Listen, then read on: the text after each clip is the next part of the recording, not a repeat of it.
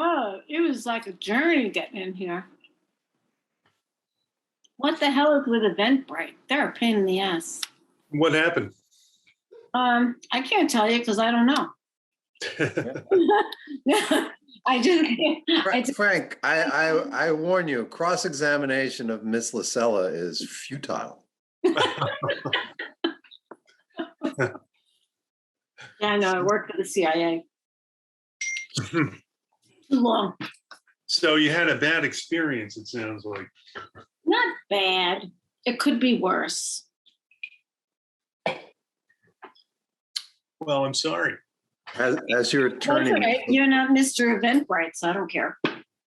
as your attorney, Miss Lacella, I suggest that you not answer any further questions.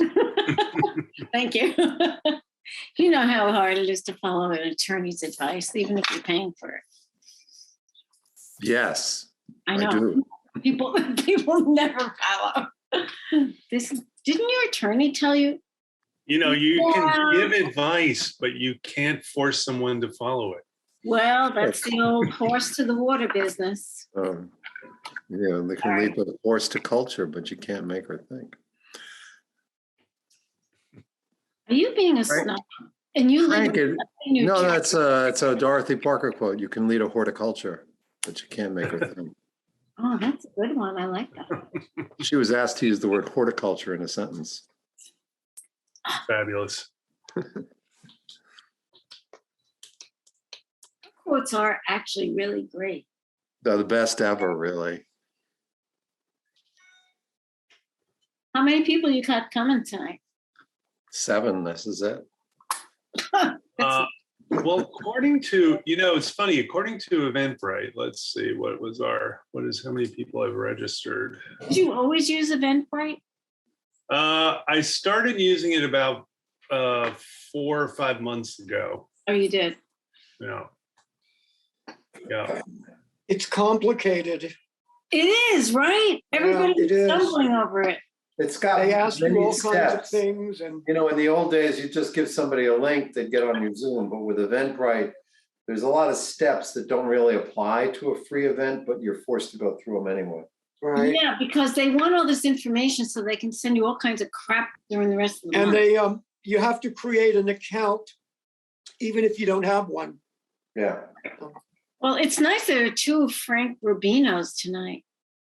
It's interesting. No, Yeah, no, there's I'm gonna try something a little different. So it's gonna There be are 2 completely different people. And they're not looking completely different direction.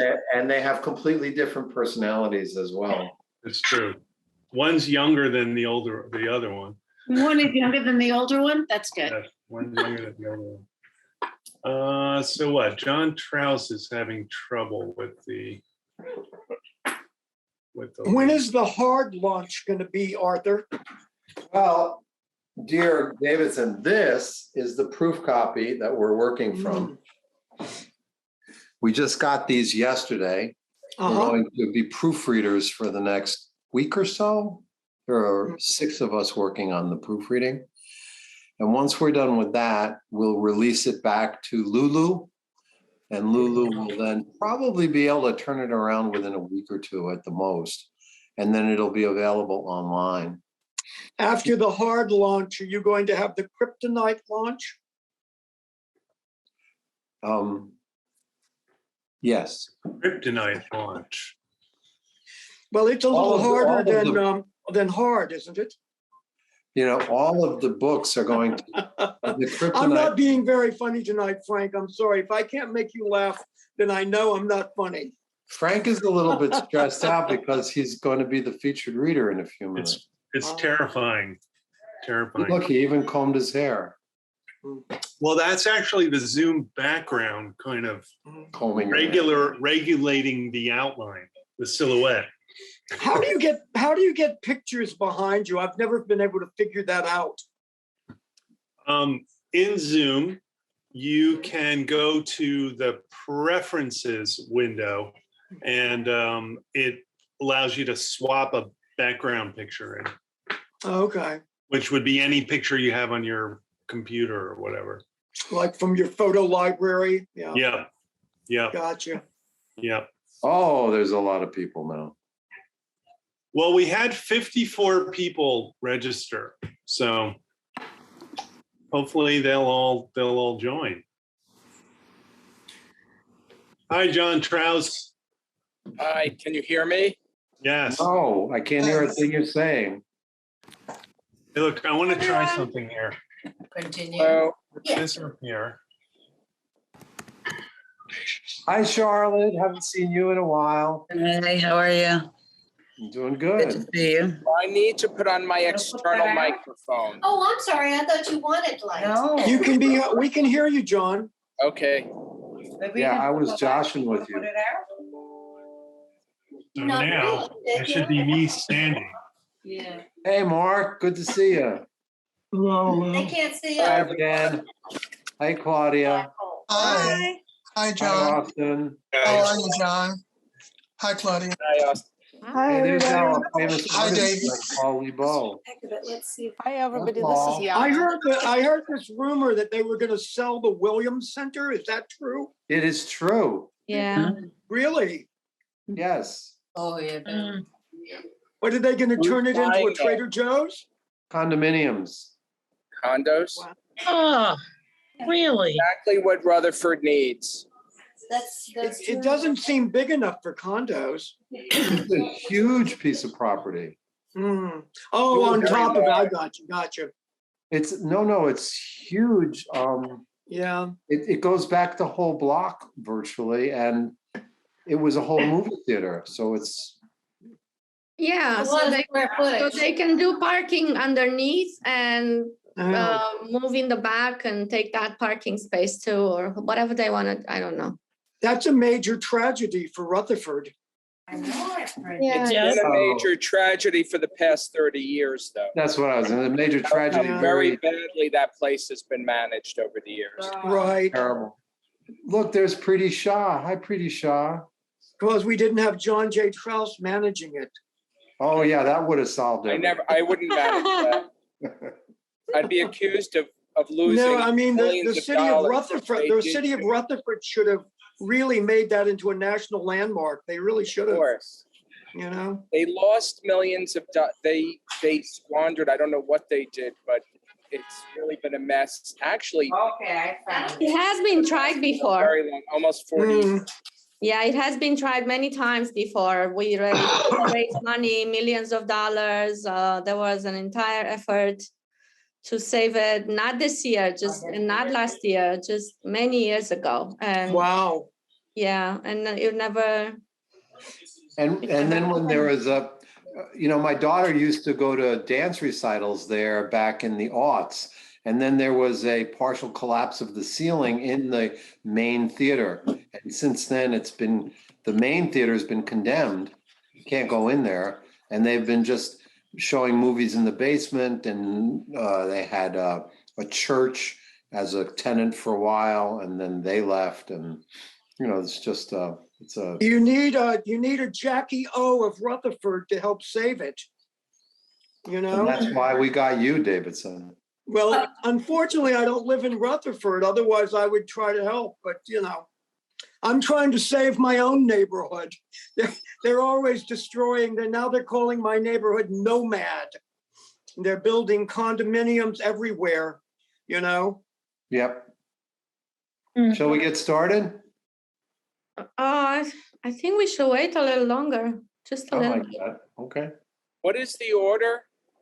The order is the order that you're in the book. Which is the order in which we're in the book? They don't have the copies of the book. Which is its own You mystery. have to pull them out. You have to pull all them out. having to depend on You want me to mystery. put it in the chat? I think it's an awfully lot to do, but No, you can call them. You can call them up. I have the list here, so I'll just call everybody in turn. Maybe I'll call about 3 or 5 ahead. And Yeah, that's a great idea, Arthur. If you do, maybe probably call a few people ahead of time, and then yeah, people, they can get ready. Yeah. Mhm. yeah, That sort of thing. yeah. I have a Yeah, question. and and we put them in the book in the order of who we like the best. So if you're at the end, it's because we don't like you. I have a question. I have a question. If you get to me before the end, which is no doubt where I am, the format of my poem is kind of interesting on the page. I see that I'm enabled to share screen and I can show it when I read it, if that's okay. If not, Yeah. I can just read it. We'll see if we can do it at the time. How would that be done? Yeah, of course. You get your screen ready to share. Right. And thank you. Wow, it looks like we don't really like you at all, Don. You're all. And it was a miracle that you took the piece at all. Okay, so you come right after Ramira Mitre, and she comes right after Don Zerilli, so you'll know. Yeah, great. So everybody's going to get a chance to read one poem. If you have like several poems in the book, gentle suggestion to read a shorter one. We've got about 50 people who are going to be reading. So we're not going to stop you from reading what you want. But on the other, and we've done this before in person, and in person is actually much slower with all the people walking up to the front and then walking back again. So we're doing great, but you know, just keep in mind that my bedtime is moving up every year. Very nice. Look, it's Morgan Boyle. Hi, Morgan.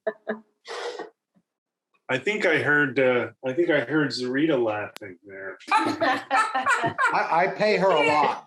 I pay Zarina a lot. Oh, Moira too. Hi, guys. Yeah, hey, Claudia. How you doing?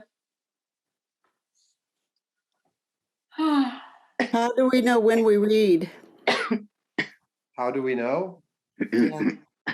Arthur is the boss. I have the list here. I just think it'd be silly to read the whole thing now. So we're going to start off with Frank.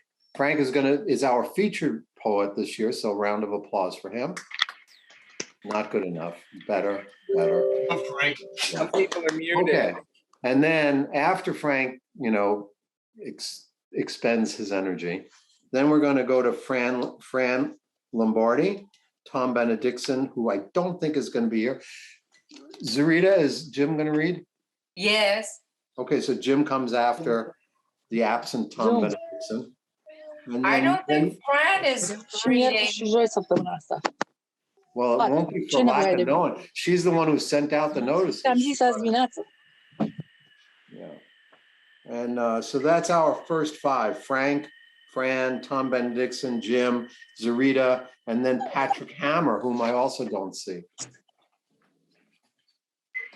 So we'll feel our way along. I have a question. Can we, maybe one of us who's here, who can read for someone who's not here? Sure, we can. I think that would yeah, be that'd nice. be great. Yeah. Very cool. I think Franny is working, so she's not going to be. Oh, she's teaching tonight. Yeah. Right. How about if a person is not available to read, whoever read right before them will read their poem as well. But they don't have access to the book. Never mind. Yeah, so we would have to. Oh my God, it's Tawanda Malalu. Hello, Tawanda. Hello, Denise. I think it would be Arthur. Hi, Arthur. Hi, Gordon. This is great. This is so exciting. So how about one more minute? It'll be 7:10 and we'll get started. Claudia? Yeah. Yeah. I messaged you with some pictures of a Romanian church that is being built out in Hunterdon County. Check it out, okay? The pictures that I posted were quite a while ago when they were just starting, and I think now the roof is totally finished and it's That's really cool. beautiful. Wow. Okay. I had no idea. Okay, thank you. Okay. Claudia, still too soon to start? No, I'm probably in the last bit. Sure. Ermira was trying to get in and she's not able Oh, then we'll wait. Oh, Patrick Hammer's here. Hi, Pat. Hey guys, how's everybody? Oh, better now that you're here. Flattery, flattery.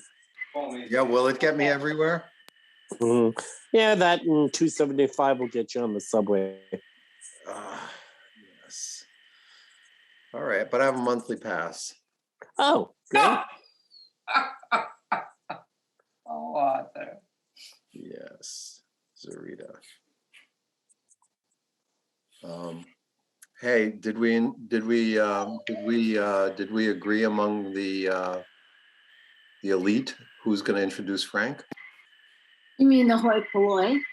The hoi polloi. Arthur, you should do it. You introduced him in the anthology. All right. Well, hold on a second.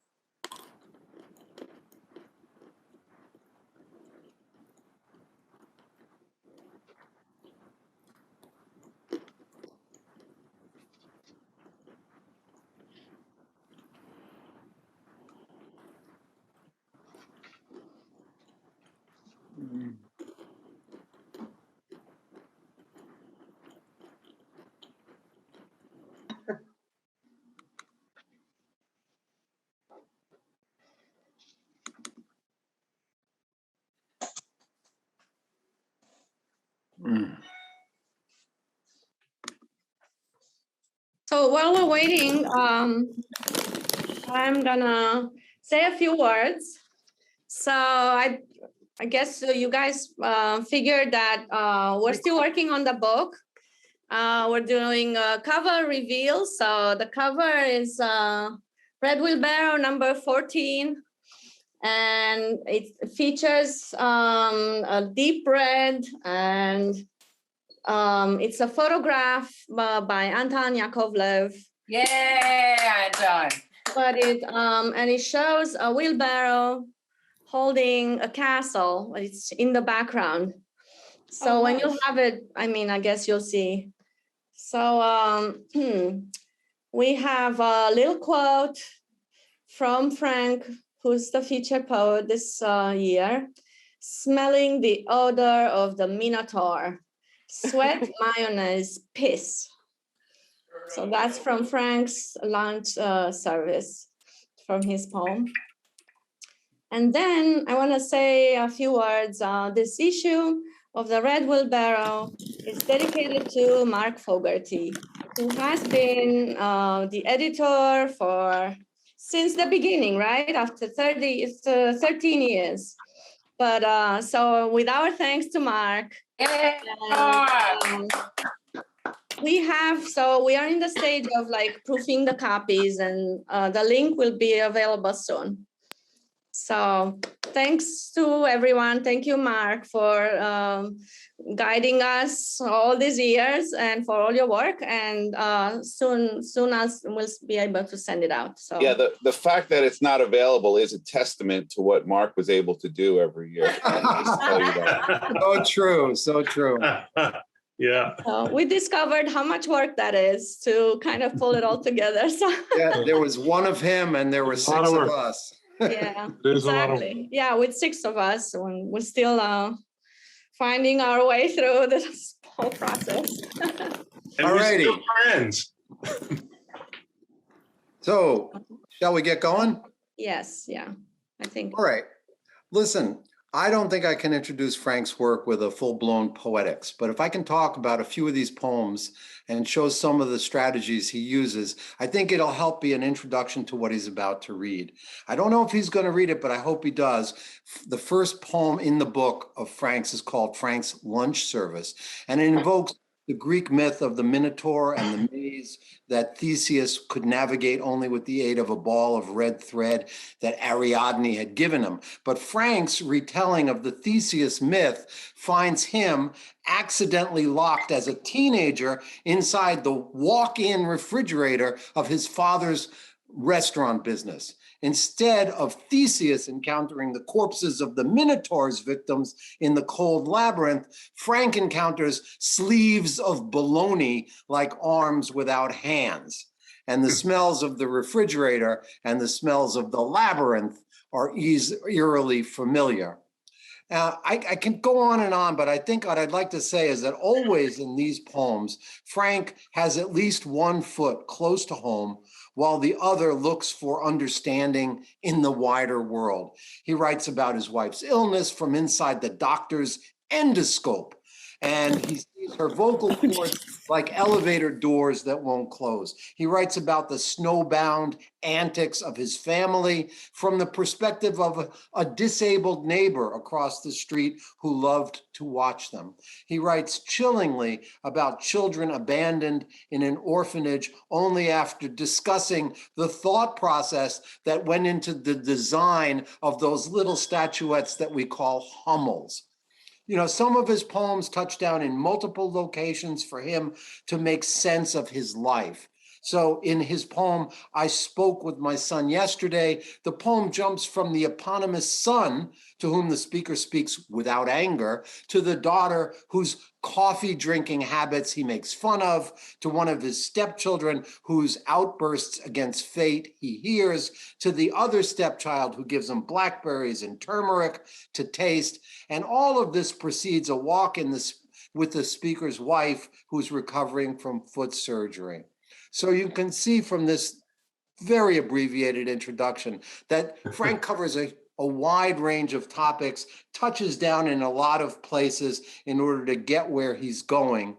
And hopefully, I won't ruin it for you, he will read Miss Jalenski, one of my favorite poems of all time.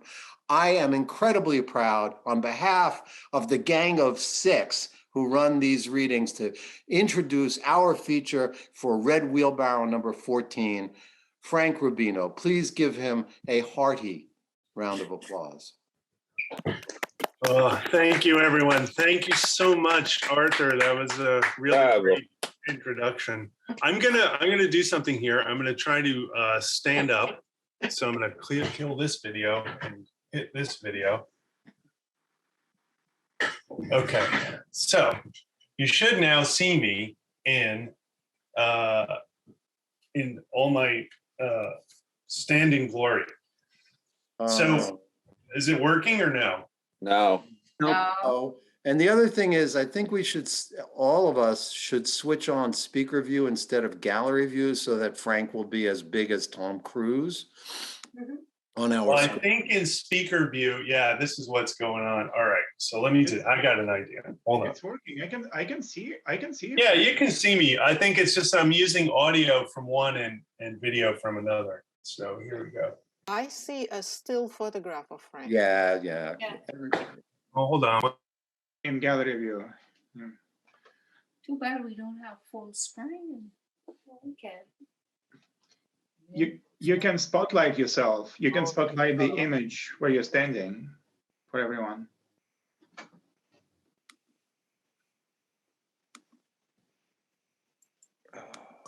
Okay, how's this? Great. Yay. All right. Okay, for some reason. A lot of feedback. Frank, you're echoing. I think You have to both. mute one of them, Frank. Yeah. I did. Everybody should mute themselves. You may also have it's to Frank. mute. It's Frank. You also may have to mute the output on one of them. You know what? I think I'm gonna have to go to plan B. Wait, no. What Yana said made sense. You just have to reduce your volume to 0 for one of them. Like you can mute your microphone, but you have to mute your volume for one of your stuff. Ah. Okay. That's a good point. Is that better? Yeah. All right.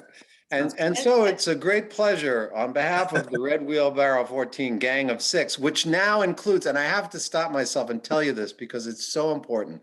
We've been a gang of 5 for a long time, and I came into the gang of 5 when John Borelli left.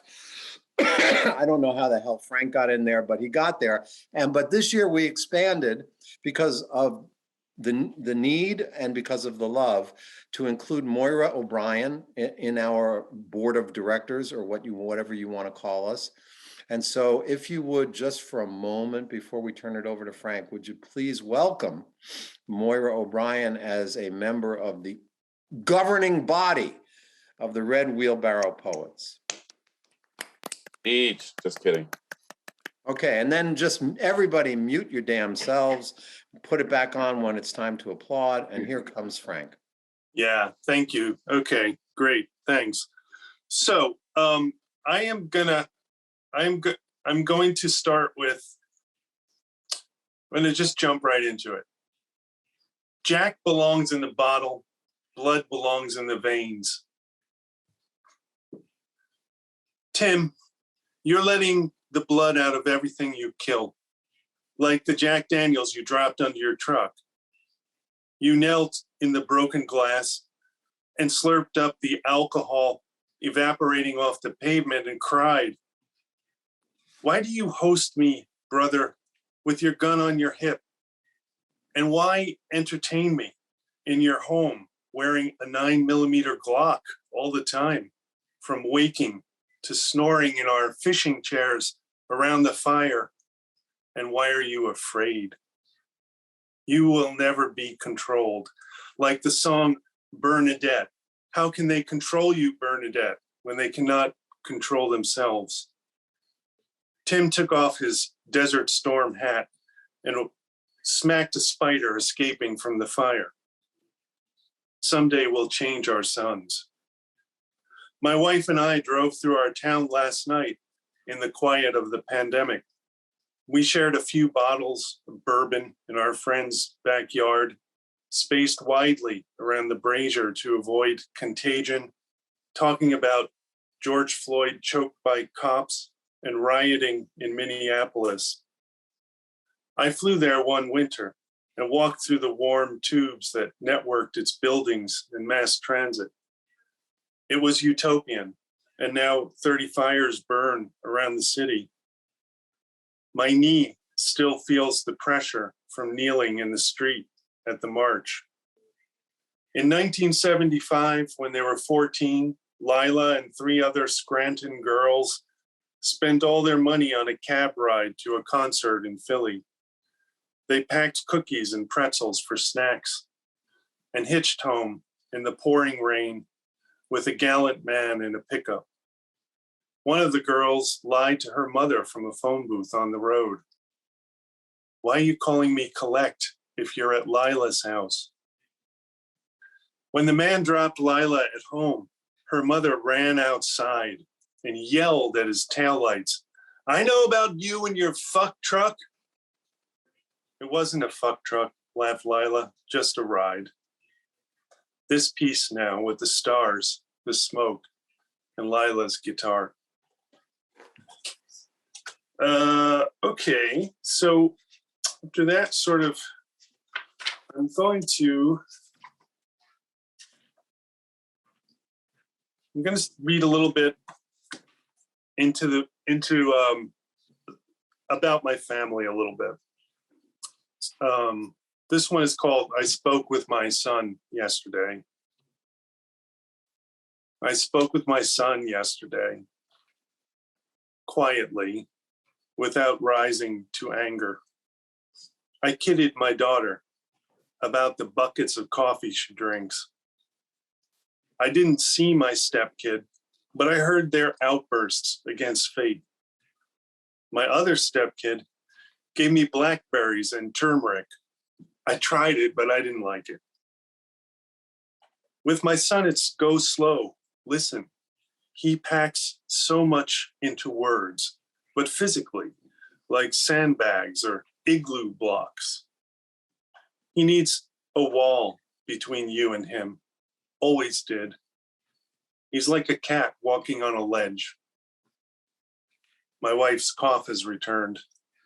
She sounds like her body's a weapon and is being fired. Our walks help her rehabilitate after foot surgery. She stumbles ahead with a forward tilt that reminds me of the way I skate. We cross Ridgewood to the park which is closed for COVID. So we turn around. Like when something blows and clings to you like a garbage bag in a gale, we were wrapped suddenly in black tarpaulin thoughts. I wanted to fork off alone up Watchung, but we couldn't part. My mind kept coming back to, this is where we are. This is a person I love. If she should die of this cough, I'd hold her in my arms and sob. So why not now when she's alive? How do I turn my thoughts from wanting to punch her in the nose? We have intellection and we can reason, but reason's just glue and toothpicks on the elephant's back. And so I'm a mixed person in a mixed country. I got an email today from a man who lost his wife in a school shooting. I got coffee beans in bulk yesterday. I'm getting a green pea aroma and dirt from the beans. I'm sending money to the man. Enough is enough. Sometimes I'll get into the middle of night's log and just lie there. I'll shed my features and become even more larval.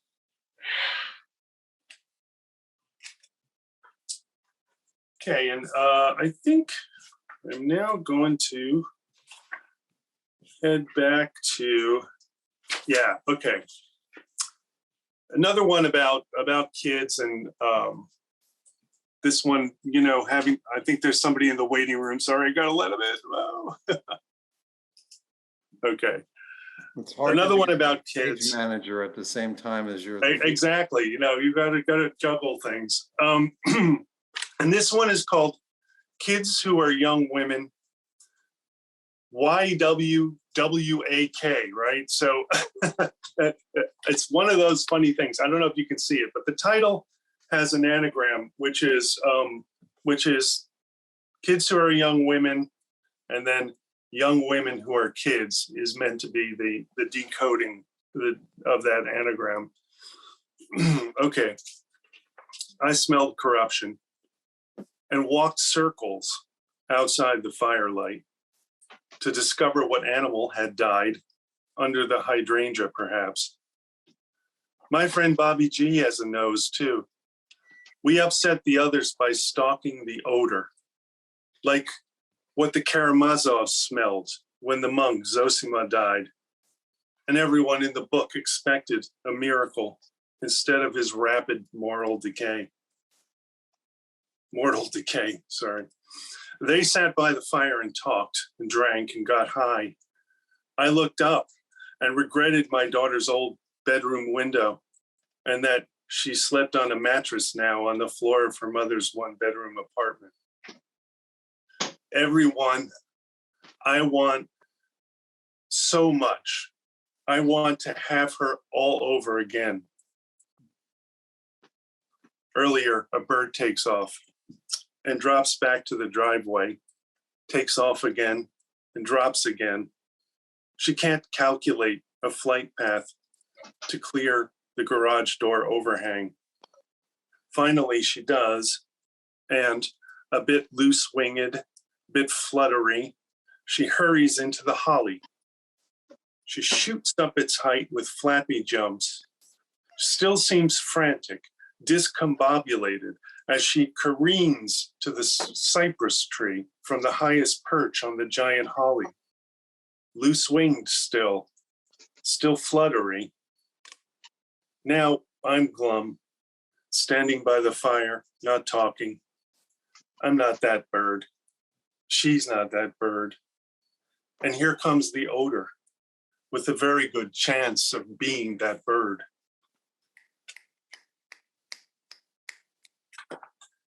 And now I will read, I think. I apologize. I don't know how long I've been reading. How long have I been going? 9 minutes. All right, let me give you guys 2 more. I will give you Frank's lunch service, and I will give you a short one.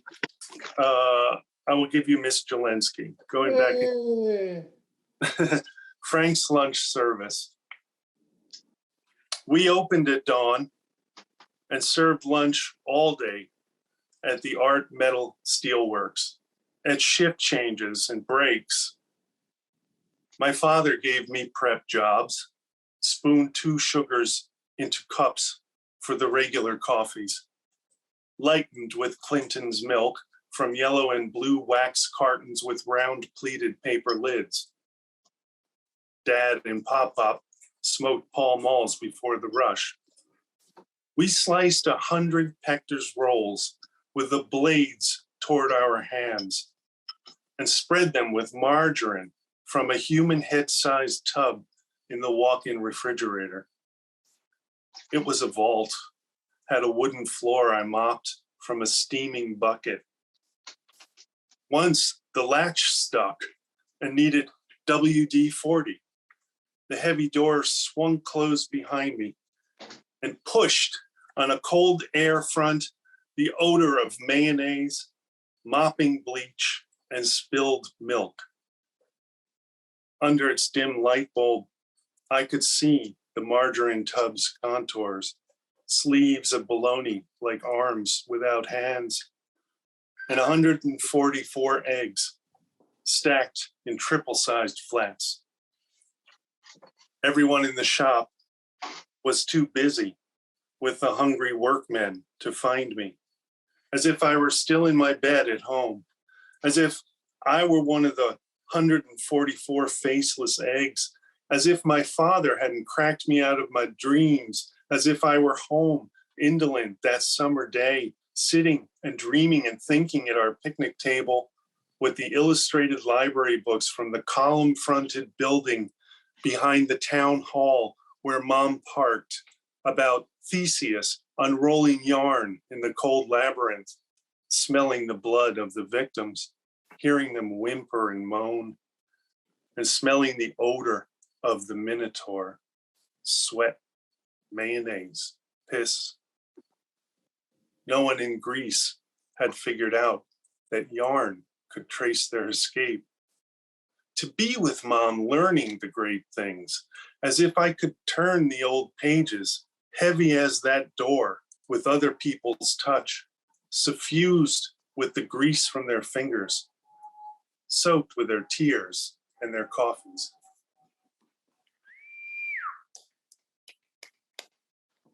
Okay, now that poem actually at that timing of my life there is probably more like 10 or 11 years old, I think, that happened when I'm, that incident that got that poem going.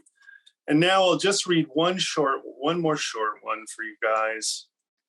And it's called Miss Jalenski. Another poem sort of around that time. Miss Jalenski.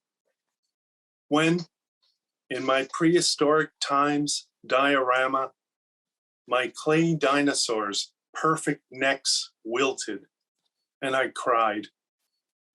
Miss Jalenski let me play under her desk.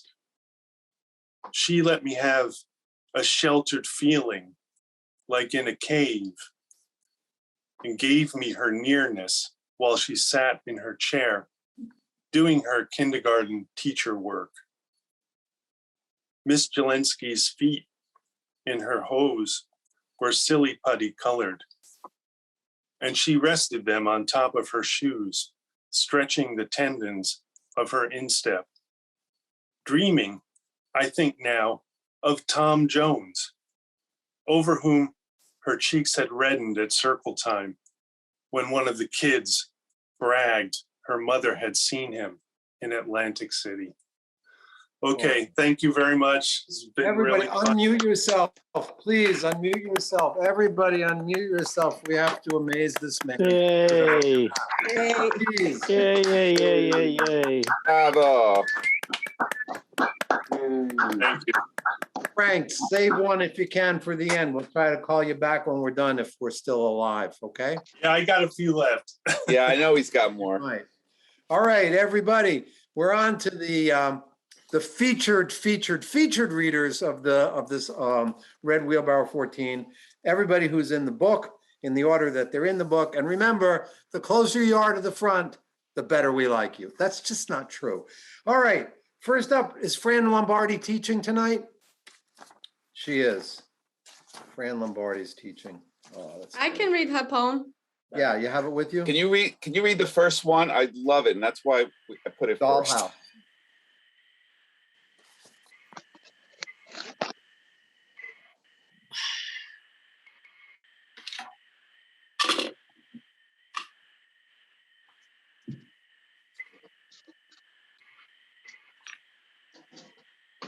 Dollhouse. You have it? Yeah, dollhouse. My father built it. This one-room house made of knotty pine.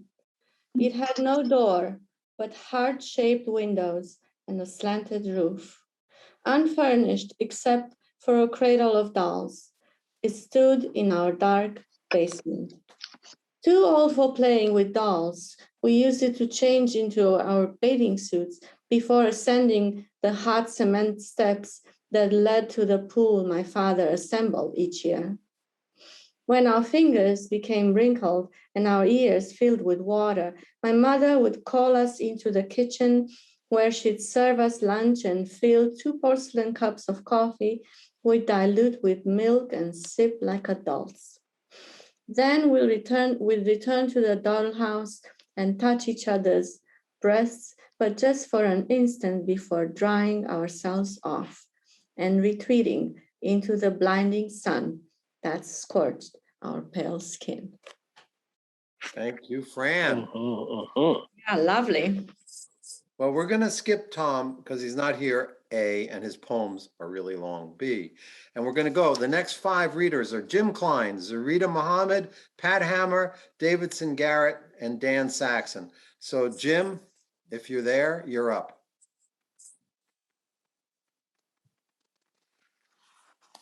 Down the way.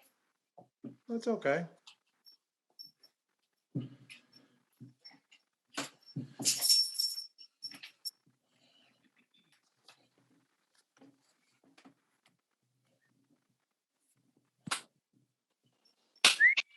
Hello. Our leader. Max Myers Farm. The kids in the Colorado town are sexting. Half the football team, of course, but an equal number of girls. And I'm thinking spring and sap and flat bellies and high heinies, shy grins and game faces, but mostly just a bunch of silliness and fun. The kids say it's just nudity, but there are 3 phones and hundreds of pictures, and parents and police and principals are sorting out who is 18 and who is a minor and who can be charged and with what. Getting caught makes everything so dirty. God has a lot to answer for. I remember the hayloft at Max Myers Farm after a picnic. The dust motes and bales, a bunch of kids, a wonderful huge swing, sunlight through the walls, and a girl with her pants off, legs wide apart, pissing straight down at a hole in the floor. Thank you so much, Jim. Next up, we have Zarina Mohammed. Give her a finger snap or something. Z. Z.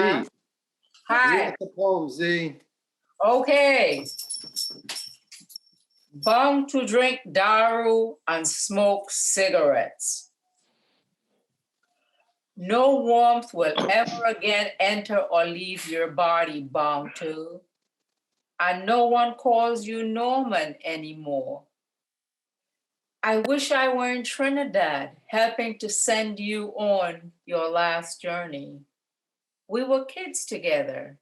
My dirt poor family was a magnet for the neighborhood, for the neighbors' kids.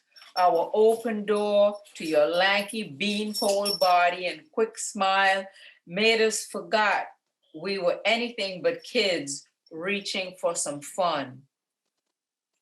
Our favorite snack was sardine stuffed homemade pita bread, laced with chopped onions and green bird peppers. One piece was never enough. Your family on the rise provided us with ice for our lime squash and rides into town. Money would cause your family to splinter irreparably after your parents died. Even today, lawsuits are litigated. You began your slow downhill journey after the divorce from my sister. When diabetes took your leg, daru and cigarette remained your closest companions. You reassured everyone you were paid up for burial. When the clerk informed my sister that you'd made 4 payments before allowing the policy to lapse, she was gripped with such a laughter, she wept. Oh, thank you so much, Zarina. That was great. Thank you. Moving right along, Pat Hammer, I'm calling your name. Can you read us? Hi. Can Claudia, I don't have my copy of my Making Mashed Potatoes in a Pot. Claudia, can you read it for me? Is Claudia there? No. Page 9, but it's page I'll 19, I'll Claudia. give you a choice, Pat. Pat, we can either read Tether or Jambalaya Jumbo. Yeah, that's what I mean. Jambalaya gumbo. I'm thinking of the other alternate. Here you type. go. Jambalaya Gumbo. Oh, I'm smelling that bologna. Mom's got the aroma right between her toes. I'm making lots of jetsam mashed potatoes on the pot. Yeah, I'm sniffing that conjunction. Looks like luscious Huber munching, mixing my hot vanilla sludge like bingo chips a-poppin', making mashed potatoes in the pot. Oh, Mama, I see you making big piles of mashed potatoes in the pot. Oh, Papa, you keep hitting the rim of everybody's here singing this hymn, making mash together in the pot. I'm calling the wiener vendor. She travels in a hybrid bun, keeps pins and pickles in her pockets. She cuts the cheese and mustard, blesses the mashed potatoes in the pot. Who likes the jig banjos? Who'd rather swim with worms? My ukulele's filled with fire ants. I'm craving some newfangled yum till mashing old potatoes in the pot. Mama's got the spud pot jumping, Papa's jonesing for a candied yam, and anybody like these salted stones, let's plop them gingerly into the pot. Thomas Jefferson keeps the fire on. Creepy mangoes flying down the chute, sleepy maggots declare their independence. Tell me what's that licking on my ankle, who's sticking their fingers in that pot? Blimey, Queen of England just blew a fart. Arthur, wonderful, Arthur. Thank you. Oh, excellent. Available for weddings and bar mitzvahs. Oh my God. Next up, a poet without any peer in this group or anywhere else, Davidson Garrett. Yay. Thank you so much. Davidson, before you read, let me give the next 5, okay? Okay. We've got Dan Saxon, Charlotte Kerwick, Brendan Mcentee, and Marianne Calabro. Okay, and once again, Davidson Garrett. Thanks, everybody. What an honor to be in this anthology with all of you wonderful poets. And thanks so much to the Gang of 6 for the very hard work you did to put this anthology together. I'm going to read a sonnet in the anthology. On Juilliard's elevator, your icy stare ends my long fantasy as you glisten silently in the lift with a crashing chord of disharmony. The queen of song exiles devotion's gift. dressed in mink and pearls, turban on head. You perfidiously slight my presence. In one rude look, you deign history dead. No more badinage with poor peasants. A fortnight ago, in old Boston town, red roses I tossed at your famous feet. You waltzed by them in your azure gown, and my smile, your cold visage, did not greet. A heart will not break by a sharper lance than the scornful eyes of a diva's glance. Thank you. Davidson, you are amazing. That is the greatest opera singer poem. And to be in a form like the sonnet like that and just carry it off, just wonderful. Thank you. And now another man of great distinction. Let's welcome Dan Saxon to the virtual stage. Dan, read us a poem.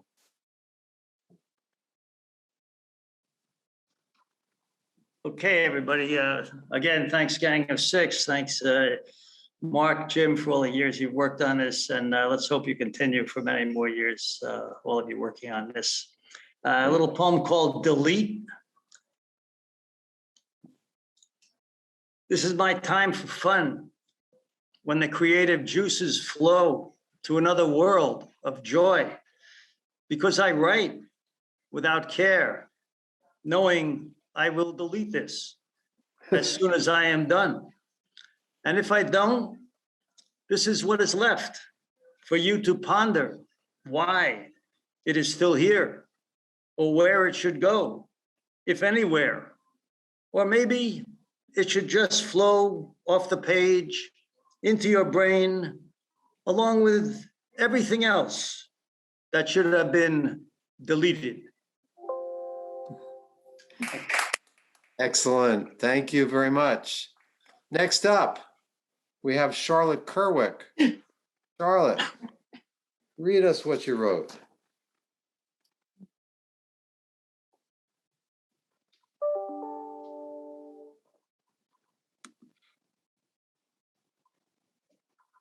Sorry, I hadn't unmuted. Okay. Thanks a lot for including me. It really means a lot. I can't tell you what I used to talk about as a kid, but somehow I filled all those days with my voice. One story my family tells is how I used to be dressed up like a doll, standing on our front porch, telling every passerby to go fuck themselves. I was 3 at the time. Most likely I was just mimicking my mother, who had a PhD but swore like a Jersey City sailor, though the attitude stuck with me. I can't fake it when I write. That's why I do it, and why I stop doing it when I get bored with the story I'm telling myself. The best writing I've done were the hundreds of haiku I wrote on my 23-minute commute in and out of the city over the course of several feverish months. I couldn't stop thinking in 575 while I contemplated my existence on New Jersey Transit, taking in the forlorn rushes, unapologetic industrialism, and scandalous sunsets of my native landscape. Do you think it matters whether someone grows up in natural beauty, say in Polynesia instead of Passaic? Will you have a blossoming interior landscape instead of an empty parking lot of the soul, with a bouquet of faded regrets crumbling when you go to stroke them just one more time? My father was a poet. For a decade before his health failed, he devoted himself to writing with a passion I don't remember seeing him display to anyone else in that house. Maybe that's why I took up poetry as my last act, trying to make something out of the detritus of a sloppy life. The hardest part has always been to take myself seriously as a writer. Do I have anything to say with a greater urgency than my love for you both? Like having a conversation with myself that I secretly hope the world will overhear. Fantastic, just fantastic. Thank you so much, Charlotte. And thanks for coming back to read for us. Next up, we have Brendan Mcentee, followed by Marianne Calabro. And Marianne, if you're here, tell us. And then after that, Claudia Soraya, Dan Quinn, don't know if Dan's here either, and Ron Bremner. So let me introduce Brendan Mcentee. Brendan, read us a poem.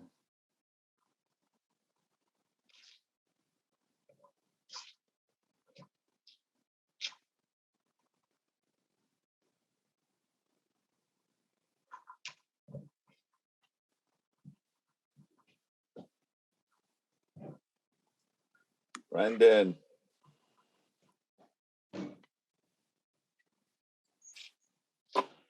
Maybe you have to say his name 3 times. He's muted, actually. I don't know if he might need to unmute and not realize it. Yeah, that could be a problem.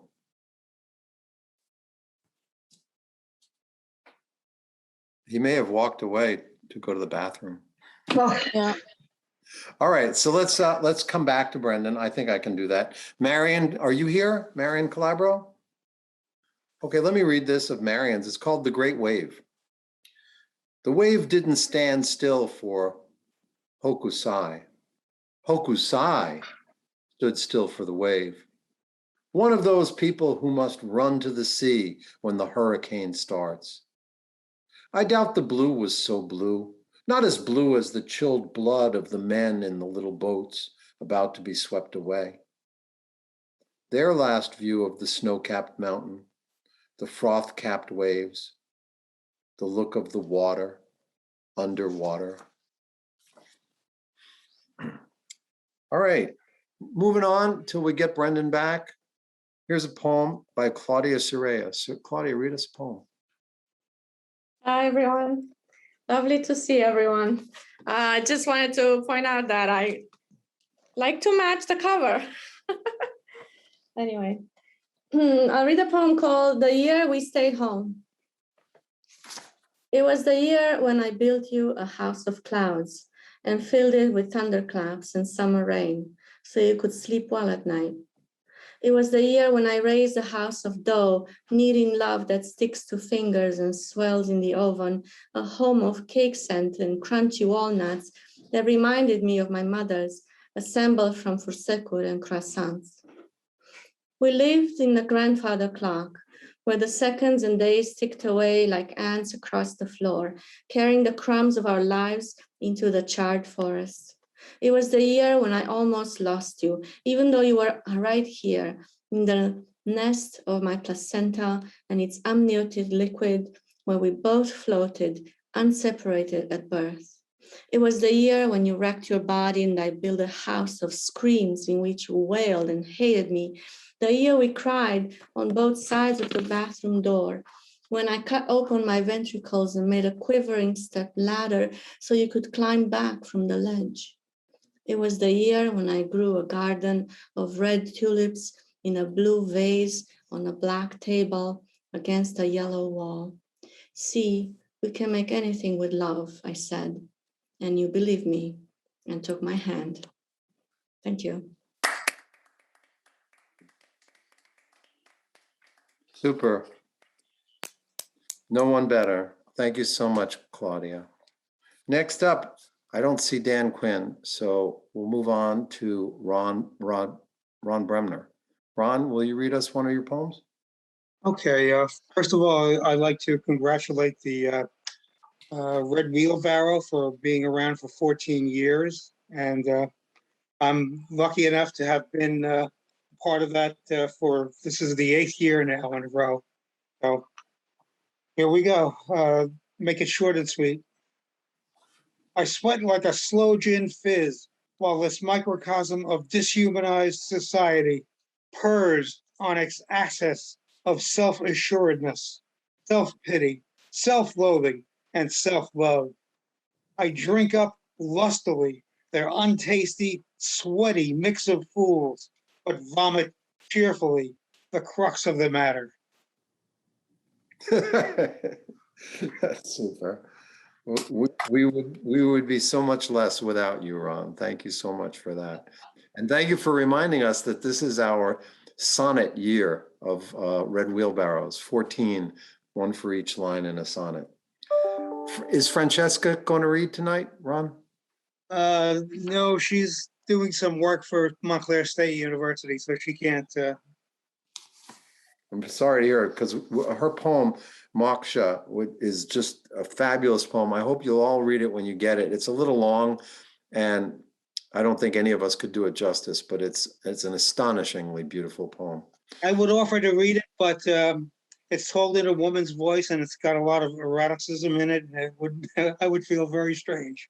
Yeah, all of us felt very erotic when we read it. So hopefully all of you will when you read it.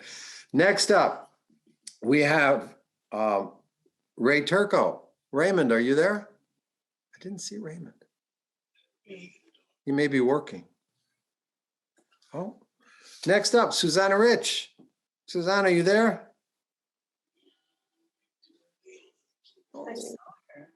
She was here for sure. Yeah, she was here earlier. Yeah. I did see her. Maybe she and Brendan went out for a cigarette. Hey. Hey. Next up. Hey, Brendan is back. Brendan, are you back? I am. Oh, Brendan, read us a poem. Taru Pugli, okay, The cool. Autopsy, or The Great Wave. We put Marion Calabro's Great Wave poem right after yours. Ah, but excellent. But so it's your choice. Okay, I'll do Tower Republic. The shadow of the yellow brick convalescent home hadn't yet shifted onto the sand, cooling it. I'd be digging a moat for a sandcastle, heaping sand, hoarding it like ideas. Occasionally, smoke from the city's southern tip, viscous, tinged with oil and mankind, drifted our way. My father watched it beneath the visor of his flat cap, resting his right hand on a short piece of rebar shoved in his belt. My sister gathered water for the moat, spilling it on her way up from the sea. The sick filled the windows, some in wheelchairs, some bandaged, some with their fists to their mouths, their sounds lost to the flash and scream of a fighter jet heading in. Thank you. Super. Oh, so we have to kind of get a little ahead in the script here. And I just wanted to point out, one of the great things about doing this live was that everybody had their copies of the book with us. And part of the tradition was to say, I'm going to read my poem, The Walking, Talking Cure. And everybody would shout, what page? What page? And we'd all turn to the page and read along. This is a little different. It's really depending on your ears. So Sal Rosseo, you're up next. And then after Sal, I don't see Citarella Risto, but if you're here, Citarella, you're after that. Then Morgan Boyle, then Arthur Russell, whoever that is, and then Paul Lebo, and then John Trouse. Okay, so Sal, you're up. All right, great. Thanks, Arthur. I'll read the piece, Sounds as if a train were coming. Stomping through the kitchen floor, past the stoic and indifferent appliances, the pots and pans atop the stove, and the ceramic tea kettle and clutter atop the fridge, rattle and quake in kind, as if at me, as if making good on complaints. The crescendo brims a boisterous reminiscence, as if they were the hard and clanky oncoming train, banking heavy against the irrefutable rails, conducting it ad infinitum. I stop to think if this time it will stop at my station, and the swiftly shrinking reverberations pass into their distant ebb, leaving me within my own standing, a noiseless isolation, impatient for the next approaching scheduled domestic apparatus to rattle through. Its simmering huff, a signal that it's slowing down to stop so I can board its opportune continuum. Thanks, guys. Thank you, Sal. That was beautiful. So next up, and I have to introduce this introduction before I do the introduction. We've been doing a wonderful exchange program with the Brooklyn Poets. And we've picked up Tawanda Malalu, and we picked up Preeti Shah, and we picked up Morgan Boyle, and we picked up Kyle Brosnahan, and we've sent our guys over there as well. And Frank has been going, and Yana Kane-Esrick has been going, and Yana won Poem of the Month, and she'll be in the competition at the end of the year for Poem of the Year from Brooklyn Poets. So it's been a wonderful thing, and I take all the credit for it. So I would now like to introduce, with that in mind, Morgan Boyle, who's one of our transplants and wrote a poem that just electrified us. So why don't you electrify us with it now? Hello, can you hear me okay? Pretty good. Pretty good? Okay, I'll try and project. Boisterous yourself. Yes, yes. Okay, so this is summertime yearning on the bottom of my grocery list. Yowza, I live to yearn, I yearn to live. Who am I kidding? Living is yearning and yearning is living. My life is a forest of tall, warm sweets, and I can't see for the pines. Gonna pine my stupid little soul into the grave. Rolling all over, too much rolling. Joni Mitchell's This Flight Tonight on repeat, filling the inboxes of everyone I ever flew from. Can't write it sweet like Joni, but sometimes it feels like we're yearning together.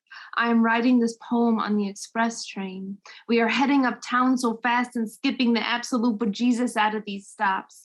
59th to 125th in one big speedy swallow. And I'm not out here to write you love letters about the subway. Too much to say about the trains. I will not type it out in text. I take the swallow, I gulp down my tired words. The express train is moving. I am moving. The train is moving around me and I am moving within it.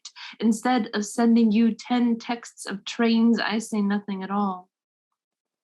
It's been 1 week since we were in your shower and it was hot. Hot, so hot the strip mall clock towers were melting. Pools of plastic on the mown lawn. Love to see the man-made materials pool like that. Sticky and nasty, and I stood above it and thought about you. Came down from my moonwalk on the longest day of the year. Nobody's holding my hands down here. No pizza pie eyes and fingers curling around mine. Not that I should be missing you. Said you were good. I wasn't lying. Babies can't go lying on the moon. Today I go to work and the light begins to wane. It's too symbolic to be real, too corny not to mention. You're space-wise and the days grow ever darker. Jesus, but I'm in a whole mood today. Too much caffeine and there's never enough trash cans underground. Grinding teeth, needing to pee, but this isn't what you want to hear about. Back to yearning. I know too much about you. 1 week-long look and I've seen the years of you. And you've only glanced through my digital windows I open when I see something good. You've allowed me to exist out here. I'm building my own fucking narrative. You only saw me while I slept, and God, even that was just pretend. This is all a balancing act of power grabs, and I didn't get off the train and we're blowing past my stop now. Can't get enough of the express. Baby, I gotta slow down. Baby, I work off the local. Baby, the train is tired and quitting early and heading to the storage yard. Baby, I'm only ever gonna call you baby in poems. And today it's good. It's good that you're so far away. Miles and miles and states on states, because today my hair is filthy as sin. And you're the only person I know who's wanting to run their hands through it. Sometimes I don't trust you. Tell me you still want to run your hands through it, no matter how grimy I get. That was vulnerability and that was enough. Stop staring at the trees, take in the forest, cut it down, make paper, write poems, regrow the forest, repeat, yearn, yearn, yearn throughout. Take a few showers, skip a few showers. No one ever said you had to be dirty or clean. I get less lonely with a second pair of hands to wash my back. Yearn for him even. But I don't need them. Have you seen my shoulders? They're double jointed. There's no inch of my body my hands can't touch, and that's true power. The good stuff. Thank you. Thank you, Morgan. That is the kind of crazy shit that they write in New York City. So thank you so much. I'm going to read my little poem because I'm next in the book, and my poem is called Little Bird. I wanted more from myself than this little bird made of locked thumbs and beckoning fingers. But I see my mother spooning jam and nuts on pastry dough, cutting it into triangles while talking on the phone. My older sister toying with the teardrop pendant on her chest that I remember from the days when I could stand on my mother's lap and do the same. My brother's stubby fingerbacks with stubby hairs tying nautical knots in the cockpit of his sailboat. And the undulating pencil line my father drew to signify the water in a diagram. No wonder my ambition never flew no further than an arm's length from my heart.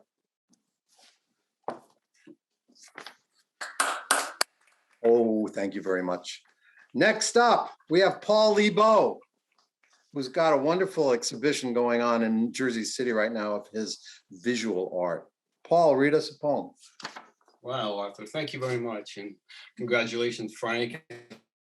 Thank you to the gang at Six and everybody for putting this together again. This is wonderful. And it is an honor to be with you guys. Let me interrupt you You for hear a me and see second, me okay? Paul, next up is going to be John Trouse, Don Zarilli, Ramira Mitre, and Don Krieger. And Don had a request to share his screen. So sorry to interrupt you. Paul Lebo. No worries. All right, this poem is called This Is This. I love to do this. This is one of my favorite things to do. I can't make much money doing this, so I do that. That I can make money at. Why not do this the way you do that and make money from doing that? Because if I do this the way I do that, it won't be this anymore. Thank you. Truer words were never spoken. Thank you very much, Paul. Next up, a man who needs no introduction. He's so much a part of the Red Wheelbarrow from its very beginning and even before. And just give him a round of applause both before and after. It's John Jay Trouse. Yay! Yay, go, go, go, Johnny. Go, go, go. Thanks, Gang of Sex. Thanks, everyone who has any association with this wonderful publication. This is one of the most exciting nights of the year for me. I just wish we could be in person and have the copies in our hands. However, we're doing it in a different way, in a fun way. This poem is also rather visual, but I'm not going to ask to share the screen. I'm just going to present it. You all could see it once we get our copies of the anthology. Jonesing in the jungle. Those who do not remember the past are condemned to repeat it. And the epitaph comes from the jungle. White nights, and after the annealing, healing, kneeling, keeling, and feeling, the lifeless body of Ryan lying on the airstrip at Port Katuma. Mother, mother, mother, mother, mother, please, mother, please, please, please, don't do this, don't do this. Lay down your life with your child, but don't do this. And after the drinking and dropping, the plopping and bloated bodies, belly down, non-stopping, where fresh flesh fled to the jungle, the report of gunshot in the pavilion, and through the gates of horn, and you too will be Marceline. Nachträglichkeit zu Vergangenheitsbewältigung von Ewigkeit zu Ewigkeit. Thank you. Oh, thank you so much, man. Thank you for everything. Next up, one of the gang of, is this like court packing, you know, like adding more justices to the Supreme Court to change the outcome of cases? I'm Absolutely. about this gang of six thing. Anyway, I don't know how Moira's going to vote. So next up, we have Don Zarilli, one of the gang of six. Don! Thank you. Thank you so much. The walking, talking cure. Sanity? Yeah, I know where that is. You're going to come up on a feeling like you never had before. Just go straight. You'll see your father on the corner. Don't turn there. You'll want the next left, where she left you. She wasn't your mother. If you see a field of flowers, you've gone too far. Look for the fork with all the peas rolled off. Stop thinking you have to choose. Excellent. I got to tell you, this has been a great poetry reading so far. I hope it keeps up that way. Amira, are you here? Did you show up finally? Amira Mitre? Are you here? Amira? I'm here. Amira. Can you hear me? Yeah, I hear you just fine. Read us Eulogy for Pain. Yes. And thank you very much for including my poem in this anthology. It means a lot to me. I have it in a Word document. Eulogy for Pain. I wrote this poem originally in Albanian, and then it was translated by my friend Annie Lure. Eulogy for Pain. It glided from the shoulder blade of the mountain like an eel in water. It fell into a ravine, got lost in the river or cliff, impaled the heart of the mountain. This scream gathering up the valley like a hedgecock its spines. The birds heard it and shuddered skeins of feathers. The trunk shucked off its bark and chopped its waist. The snake beneath the stone curved out of pain's way. The roots swelled, resentful veins slicing through the earth. The storm heard it and huddled in mountain's armpit. The sun heard it and crumbled up its rays. The moon heard it and slunk beneath the sky blue crinoline. The clouds netted, melted like soap foam. I heard the scream, but didn't recognize its voice or the abyss from which it woke, traveling toward mud-powered crags and falling in tendrils of dust to rise as cloud. The shepherd's song, its throat cut, froze on his pipe. The wretched lamb moaned, its merino curls flailing the air. The pines clattered, dropping their needles like broken comb teeth. The tinder fungus wouldn't catch the spark. The flint had shriveled up like an aborted fetus. The pain dripped a black pearly veil under the horn, while her newborn suckled cold droplets of sweat. The lamb beneath the teat bleated for missing milk. Its parched lips kissed and dried lips of the spring. Ah, pain, this bottomless, sideless pit, gigantic mountain with four-leathered cliff teeth, metastatic shadow, benighted night, sits cross-legged, flaming your soul in dirge. Thank you. Oh, no, thank you, Amira. That was just beautiful. And thank you for contributing again this year. It's wonderful. Next up is Don Krieger. And Don, you're going to share your screen. While you're doing that, I wanted to let everybody know. Next up, we have Anton Yakovlev, another one of the Gang of Six. Amy Barone. I don't see Amy, but I hope she's here. Austin Alexis, David Mueller. I don't see him as well. Barbara Hall. And then after that, Anna Dowina. So here's Don Krieger.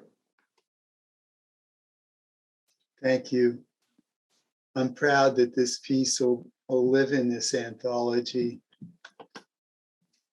Demigod 2020, Hiroshima and Nagasaki, hindsight. 75 years since we killed with fire. They said we saved millions. At least they had reasons. We say the same today. How many believe that? How many care?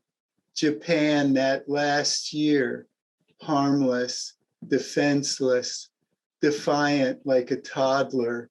How many forget the Soviets that last year, risen from the carnage, swooping like a ravenous eagle? The day we killed Nagasaki, Stalin declared war. In weeks, he crossed Korea, seized Karafuto Island, stopped only at the beach. We killed two multitudes, vaporized and uncounted, just to draw a line in sand. One man made the choice then. It's one man's choice to make again. Not just two cities this time, but thousands. And the footnotes, the fire next time. August 6th and 9th, our 75-year jubilee, and Harry Truman in his deepest thought. So many killed that all may know, friend or foe, don't tread on me. At least he had reason. At Yalta, with its Black Sea chill, stuffed shirts and armchairs, we condemned half of Europe, half of Asia too, our fools packed with Stalin. And Donald Trump, we surely know his deepest thought, friend or foe, you have flesh and a marked grave on my whim, mine alone. That's chilling, Tom. Just chilling. Thank you for that. And thank you for giving us our screen back. Next up, we have Anton Yakovlev. Hello. Hello. So this poem is called The Change in the Weather.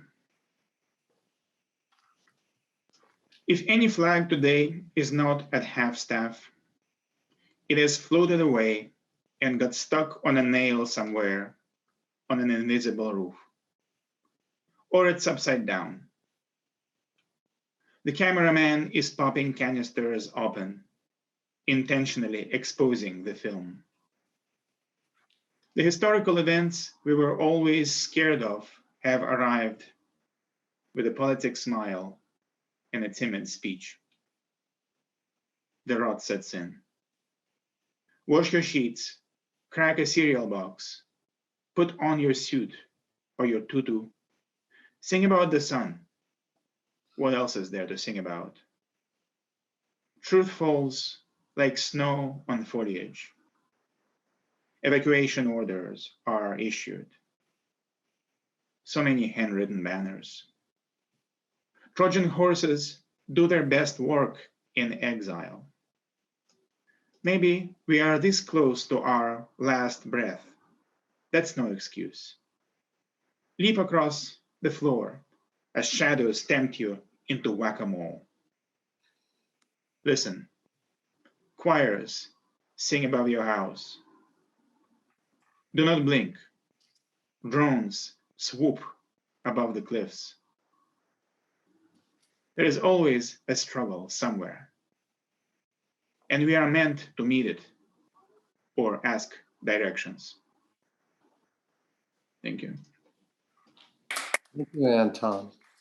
Amy, I don't see Amy Barone. Does anybody see Amy Barone? Look to your left and look to your right. Well, Austin. I can read her poem. Okay, great. Thank you very much. If you have Why not Chelsea Wilds?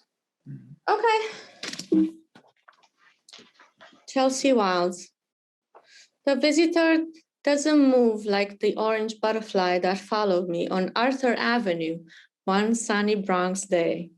He doesn't sleep deeply on twig mattresses like Italians' brown bears in Abruzzo's National Park. My new neighbor is a stranger to restraint. On the night he arrived, I awoke to his roar filling my rooms. He doesn't tread softly. Barefoot, he stomps like an elephant, demanding validation and slaughtering my peace. Pandemic days make an escape risky, so I work from the office, turn the TV volume high to muffle disruptive sounds. Before bed, I stuff my ears with plugs, pray he sheds his skin, and fast transforms from a baboon into a goldfish. Super. It's great to have Amy's presence here, even if she's not. So thank you for that, Claudia. Next up, we have Austin Alexis. Austin, read us one of your poems. Hi. This is my first time in Red Wheelbarrow. So thank you very much. Well, we've enjoyed having you at the workshop, and so read us some. So I'll read a concept. And I've been working on some poems inspired by childhood in one way or another. And this is one of them, a concept. Austin, can I interrupt? Yes. The two poems that we put in the book were Serial Killers and Speak. Do you have either of those available to you? Oh, I don't have them available at the moment. Okay, read the one. Do you want me to go search for them? No, read what you're going to read. Okay. So the ones that I have in the book are Serial Killer and what's the other one? Speak. Okay. But I'll read this one since I have it right here. Excellent. Sorry to interrupt you. My nephew and cute niece, ages 4 and 7 respectively, crouched down and played games in a space-deprived breakfast nook. Matter-of-fact children, neither solemn nor cheerful. Attentive kids clinging to plastic, the colorful puzzle parts at their feet.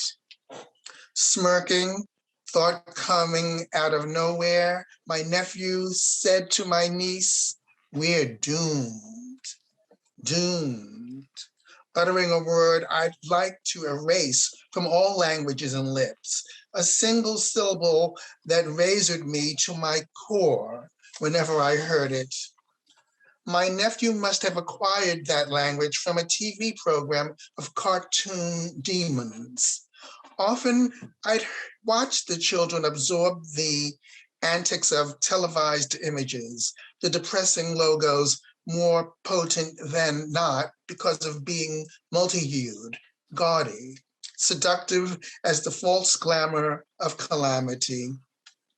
Pausing to glance at me and his cousin, my nephew's face glowed with the excitement of saying something that floated way above his understanding. My niece continued playing. No change in her demeanor. The word's noise crumbled in the air and the notion represented by that sound. I matured and smiled that day as I monitored the young ones play. Thank you. Thank you so much, Austin. You know, next up in the book is David Mueller. I don't see Hey, David. Arthur, Yeah. David has a conflict. He asked me to read Vectors, so I'd like to do Great. that. I was going to ask you or Anton to read Vectors. I knew you didn't have a copy of the book yet, but go ahead. I got it right here. I mean, I have his poem here. Vectors by David Mueller. The safety meeting is on nuisances, referring to noise, dust, and vectors. Vectors can be another name for rats, seagulls, cats, or any other unintended inhabitants common at every landfill. In Arizona, landfills have Jesus Christ lizards running around like bipeds.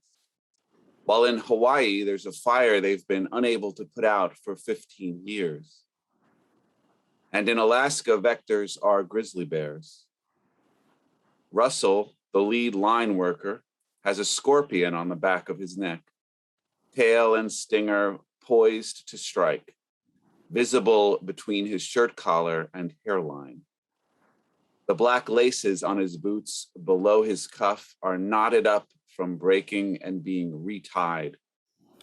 I see the laces, but not the twisted prior course of events which brought him to this crap job after a long line of many other invisible crap jobs, where he put in time, probably with the same scorpion tattoo on his neck. Russell just had twins and 6 kids already before that. He will work 600 hours here, triggering a background check, in which it will be discovered he is a felon and disqualified from continuing to work here, even as a temp. And then he will move on to the next thing. That's awesome. David was one of our features a couple of months ago, and he was just amazing. So it's great to have a little memory of that. It's a great poem. Great poem. Yeah. All of his poems are sort of like those Phil Levine poems that are about work, driving trucks and stuff like that. It's really great reading. So here's what's coming up next. We have Barbara Hall, Anna Doina, Christine Adams, who I don't see, Tawanda Malalu, imported from New York City, Lanchi Pham, who I don't see, and then Maria Lasella. So let's get started with Barbara Hall. Barbara, read us one of your poems. Thank you. Thank you to the gang of 5, now 6. My poem, The Day I Walked to School. I thought of you. I had my books, my hair combed, my dress and shoes were neat and clean. I remembered pansies planted under the pawpaw tree. Then, of course, I thought of you. I picked a bouquet of my favorite flower, wrapped them in aluminum foil and wet paper towel. Then, of course, I thought of you. Scurried down the driveway to catch my bus. Watched the bus slumber away down the street. 4 young eyes staring back at me. Then, of course, I thought of you. Thank you, Barbara. I remember workshopping that poem. It's such a good one. Thank you. Anna, you're up next. Read us. Okay. Well, thank you for accepting me into the collective and having me into the anthology. I'm going to read the Meteor Shower poem. Out one summer evening, well past, my 5-year-old bedtime stepmother told me to look at the sky. A meteor shower above our heads. She said, if you see a falling star, make a wish. I wished for her death and immediately was aghast and frightened by my own wish. I knew right from wrong. I knew how evil it was to hope for someone else's death. I could feel the awful weight of my sin, feared it could turn me into a grotesque gargoyle, like what happened to wicked creature in fairy tales. And still, with each falling star, I kept on wishing. Tall, dark-haired, handsome, she revisits my nightmares, my thoughts when I least expected. Even now, decades after she stopped being part of my life. She's there, in the folds of my mind. Her insidious voice still colors my feelings. My flugged skin still burns along the faint scars left by the whip she used to lash me for losing mittens or refusing spinach. Yet I am the one still overwhelmed by shame and the guilt of my long ago sinful hatred every time I see a falling star. Thank you, Anna. I do not see Christine Adams. Claudia, would you read her poem, Memorial Day? It's on page 140.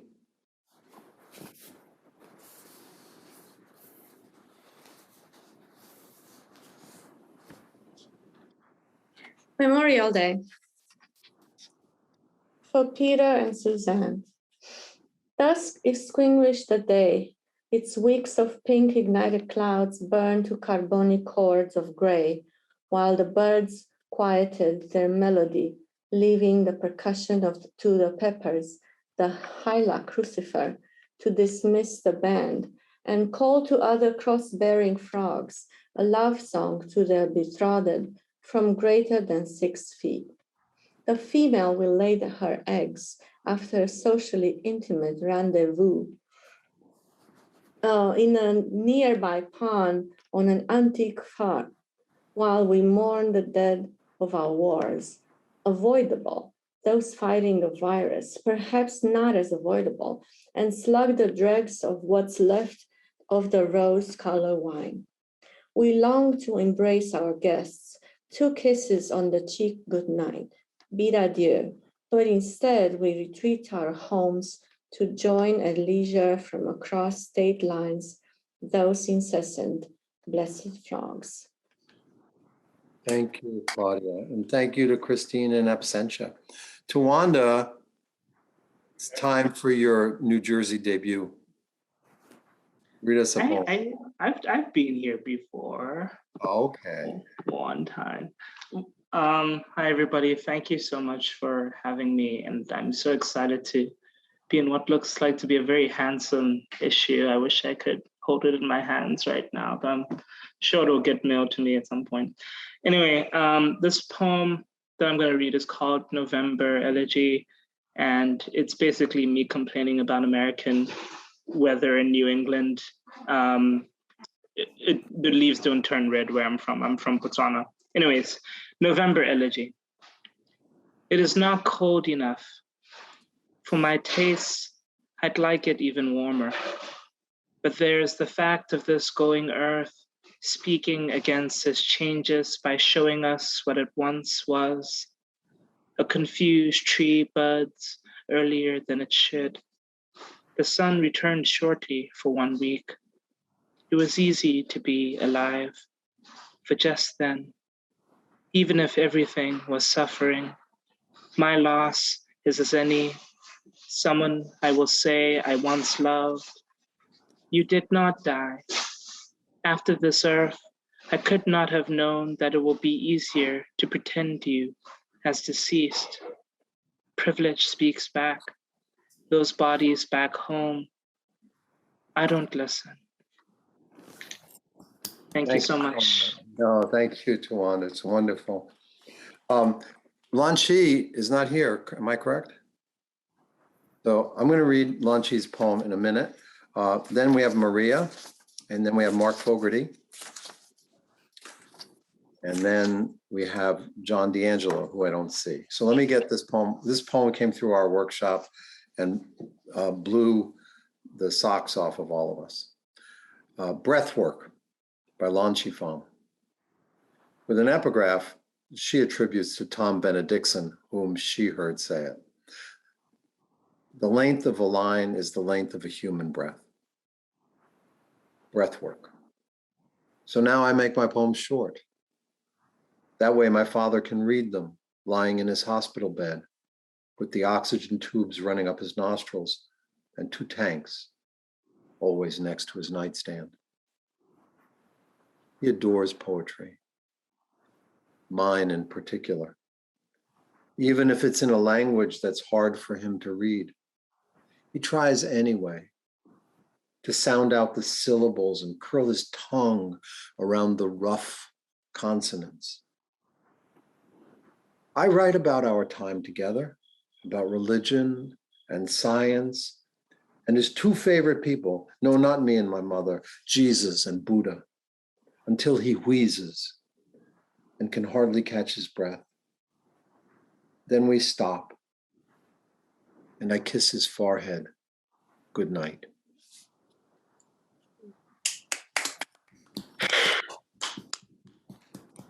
For those of us who've been there. Maria, you have waited patiently. Read us a poem. Okay, thank you very much. The book looks gorgeous, and I'm really appreciative to be in this company. It happened just like this for you too, didn't it? You could not have been happier, not a dancer, but did a jig in our courtyard to the sweet streams of doo-wop, the innocent harmony of the deltones. And in 40 days, you'd be staring at a ceiling in an emergency room at Mount Sinai Hospital. This could be just like that. Seeing double is worse than seeing single. It could be a precursor to a stroke. It could be anything, an interruption in service of a perfectly working eye that gives up, that takes a powder when you least expect it, that roars out of the station into a crash against a wall, a motor car, a vision that decomposes, disintegrates, breaks down into pixels. But this was not that. This was seeing two, double vision, one eye, just as life was opening its third eye, letting me see what I could do in this life without you. The fallow air around your grave that I never visit. Imagine the whole thing a big mistake. As long as there is no marker, no one can find you because you are not really there anymore. I dressed you in the wrong jacket, not your favorite shirt, but one a high school friend envied. Why still, after all this time, do I remember of all things? I sent you away in an ill-fitting but new jacket. I knew I'd never give it away. I'd never wear it. I tossed it into the coffin with your grandmother's rosary beads, your holy card to Vito Marcantonio. God only knows what else I placed in the coffin, knowing even as I neared that powdery-skinned man in that box, that you had already left, that pain was gone. Thank you. Thank you, Maria. That was beautiful. So Mark Fogarty's up next, but then after him, I have John Deangelo down, then Jen Poteet, then Indran Amirthanayagam, and then Janet Colstein and Moira O'Brien. So next up is Mark Fogarty. Mark, which one are you going to read us? Thank you, Arthur, and thank you, everybody. In honor of the baseball postseason, I'm going to read a poem about watching Sandy Koufax pitch many, many years ago and almost meeting him a few years later. So this is called I Saw Sandy Koufax Pitch. I saw Sandy Koufax pitch, a double header against my zipless Mets, Drysdale in the nightcap. The Mets didn't have a chance. It was some Sunday at Shea with the wind coming down the endless prairies of the outfields. The stadium night chill was in by the time they got done. See, baseball is long. It's all day. It's until the sun shadows get long.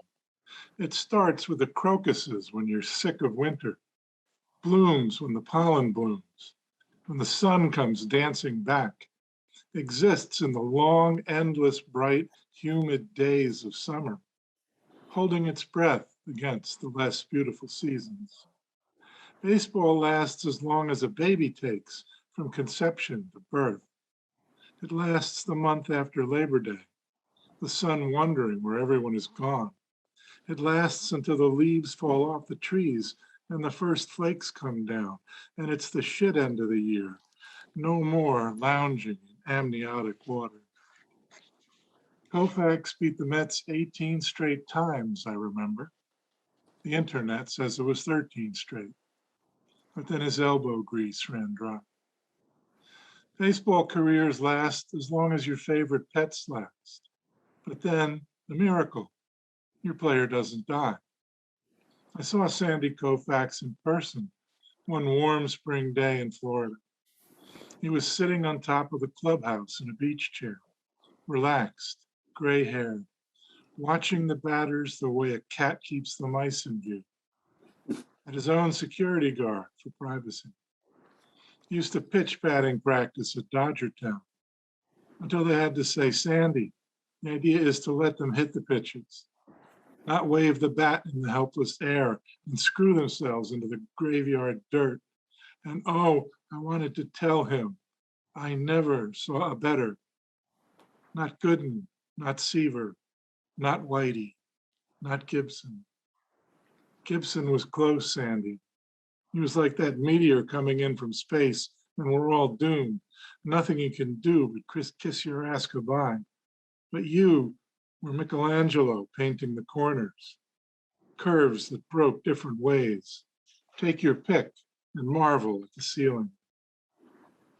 I didn't think he'd like me shouting up at him, so I didn't. Summer never does last, but if you're lucky, your elbow heals and you're good to go on a while longer. So I tell people I saw Sandy Koufax pitch from back as long ago as before climate change, when it never got warm at Shea until Memorial Day, the way you'll tell your children.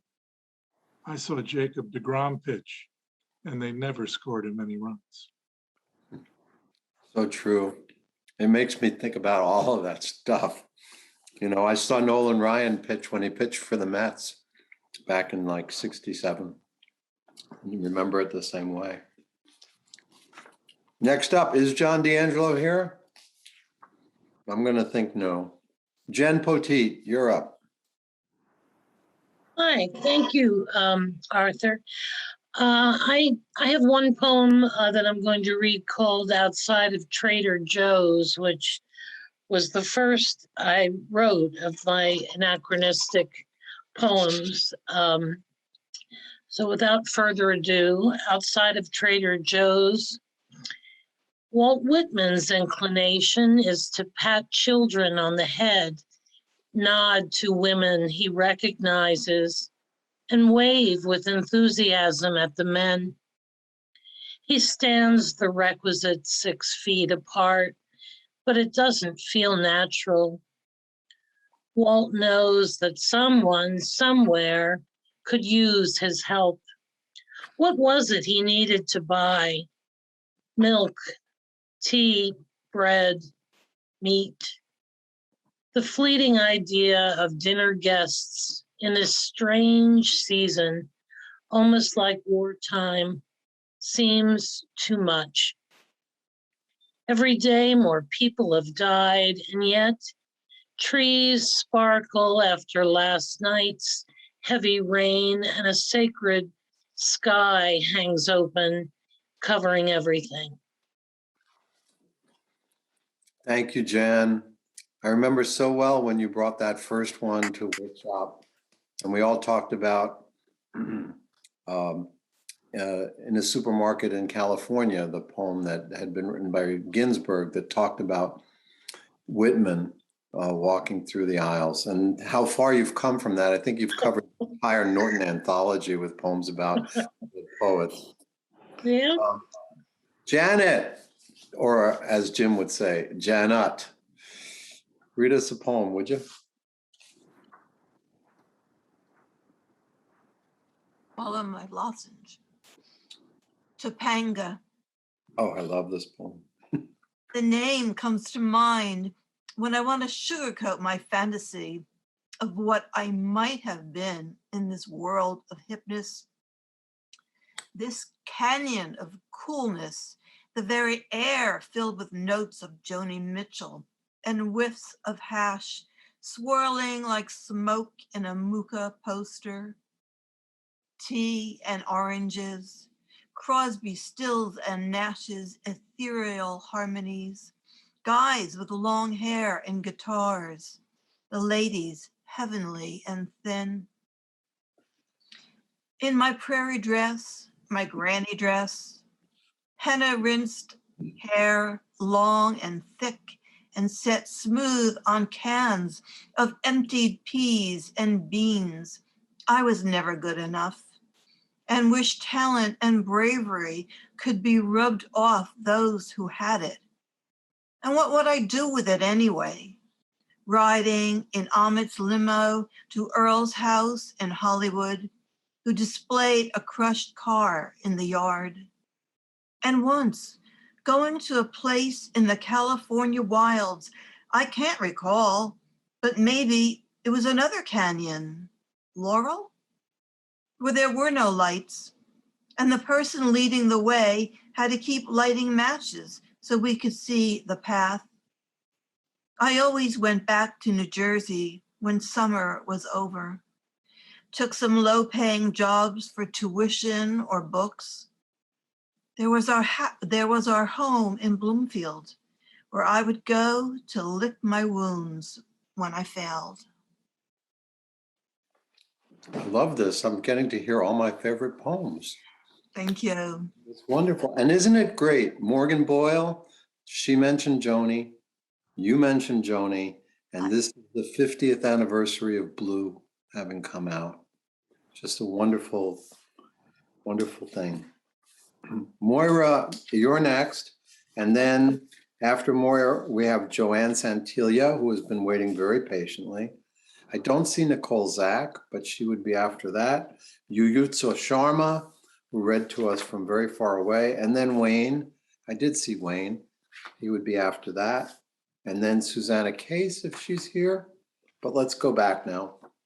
Moira, you're up. Okay, thank you. Maelstrom. It was storming. We argued. I shoved you. Standing inside the doorway gave me unexpected leverage against you. A threshold away and a step below at the top of the stoop. Your shoulders went back and your feet worked furiously to catch up, to bring everything back in line under those shoulders. You whirled and twirled on footwork we have no names for. Lightning added a strobe effect. You could have been Charlie Chaplin as I watched you flickering all the way down. Thank you. That poem is so sneaky. Thank you so much. Joanne Santilia, you've waited so patiently. Are you ready to read us a poem? I thought I saw Joanne. Did she go bye-bye? Oh, she's there. Oh, good. Joanne, you're muted. Joanne, you're muted. I'm sorry. Okay. I'm so thrilled to be here, and I have to thank Claudia because I didn't know I was accepted. I emailed her and I said, Claudia, she asked me, am I coming? And I said, oh, I don't know, was I accepted? I'm very new to this poetry submission thing. And I have like sort of a Shadubagada Mashugana brain. And I thought I was accepted for consideration. There it is. And she said, no, you're accepted. So anyway, I'm so thrilled and gobsmacked to be in this illustrious company of all of you wonderful poets. Thank you, thank you. I'll read my poem. Color Wheel Confection. Add some white to bring the hue to robin's egg, Wedgwood, maybe Tiffany box blue. Take the green down to a gentler sage, olive, perhaps a quiet soft pea. Subdue the yellow with a touch of corn silk, wheat, or a whispering splash of blonde. Ramp that red up to vermilion, a rich garnet or scarlet that looks like blood. But alas, this is no sophisticated wheel of color, and my hand reaches lustfully with abandon and little guilt into the glass bowl before me, pulling out Crayola crayon-colored M&Ms. Thank you so much. Oh, Joanne, it's great to have you here. So we're going to skip over Yuyutsu. He's not here. And Wayne Miller, you're next. You can, yes, you can make yourself visible, audible. Hi.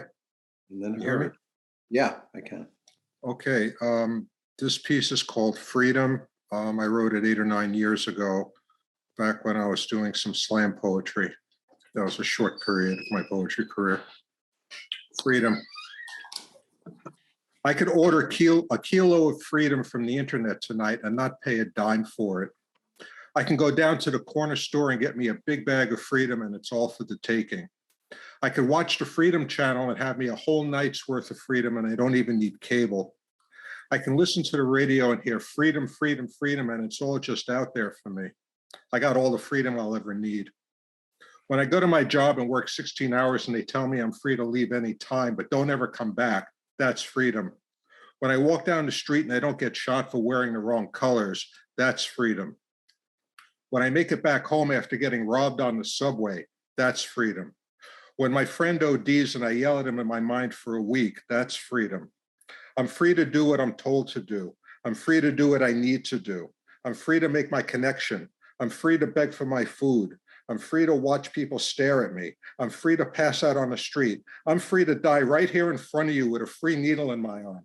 Don't tell me I'm not free. Don't you ever tell me I'm not free. What the hell do you know? What the goddamn hell do you know?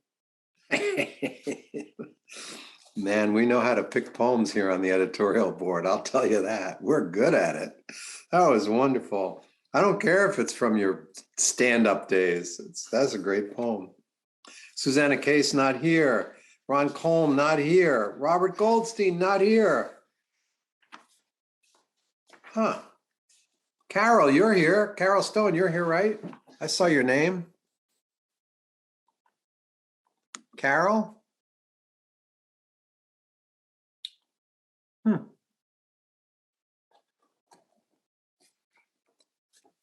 I Yana? think Carol has left. Yeah. Yeah, Yana. Read us one of your great Eastern European poems. Well, thank you. And I will read an Eastern European poem. So any child born into Russian language hears a particular lullaby. And the meaning of the lullaby is something like this. Hasha, hasha, hasha, bye. Don't lie close to the edge, else the gray wolfie will come, seize you by your little side and drag you to the forest. Russian language has all these suffixes that can express attitudes. And so this particular lullaby is full of diminutive suffixes attached to the wolf and to the child who would be dragged away and to the forest. So it's full of these diminutives. Lullaby. Born into the Russian language, you are cradled by soft singing. Hasha, hasha, hasha, bye. On the edge you must not lie. If you do, the wolfy gray will come carry you away. The diminutive suffix makes the wolf small for just long enough to let him slip into the nursery. He will seize you by your side. From the wolfie you can't hide. Hasha, hasha, hasha, bye. What would happen to you in the forest? Would the fanged jaws rend your flesh? Or place you gently into a den among furry siblings, nudge you to fasten your mouth on the milk-dripping teat of the she-wolf? I defied the warning, crossed the ocean, learned a new language, moved to different songs. Still, at nightfall, amber eyes gleam in the shadows. The feral moon rises above the dark forest.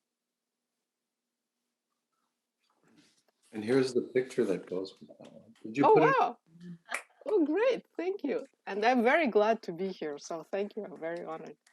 You know, next up is Mike Manzik. Mike, are you here? I do not see Mike Manzik.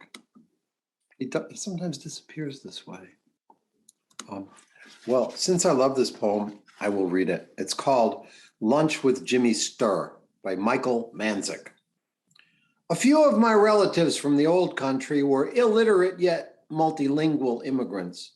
Life back there was not so very good that they wanted to keep speaking their native tongue. Rather, like cooler months that needed less shade, they shed their language like falling leaves, glad for gravity and Earth's rotation, and polkas from the kitchen transistor radio on Sunday afternoons. Annually, after our autumnal apple-picking expeditions, we always tried to find a family-friendly place to eat. In the years before any of us had kids, We weren't so picky, but add a couple of cranky toddlers to the bunch, and we felt that our dining choices were less than those in previous years. The kids could barely walk back then. So we packed them up and started off to create our own new tradition. Luckily, we found the Jolly Onion in Pine Island. Our table was right next to Jimmy Sturr and his band. We knew we'd eat here well. Every year, apple trees bared their limbs, but not before we had picked our bushels full on that warm fall day. We wanted enough fruit to bake some pies, some cobbler perhaps, and have some fruit left to eat. The first years we went picking, we brought back so many bags that even after baking, saucing, eating, and sharing with everyone, we still had some go soft. Then the kids grew older and we started skipping trips. Lately, the warm baked pies are full of farm stand fruit. And now, although I can think universal thoughts with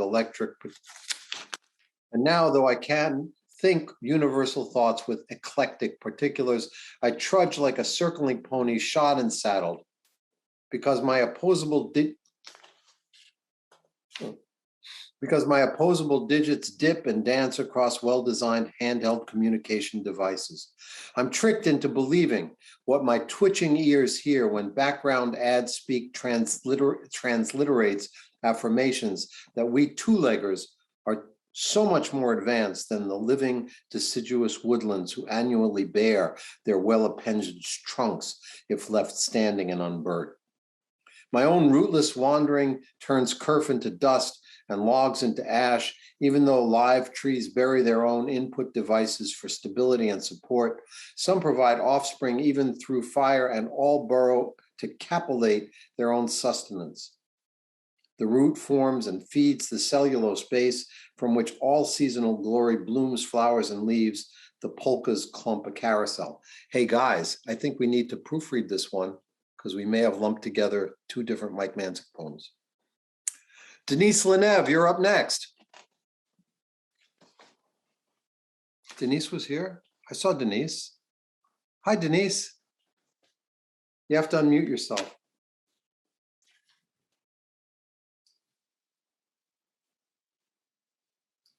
I want to thank you for accepting my poem, and I'm happy to be here and looking forward to the anthology, and I'm also having a little bit of trouble with my computer.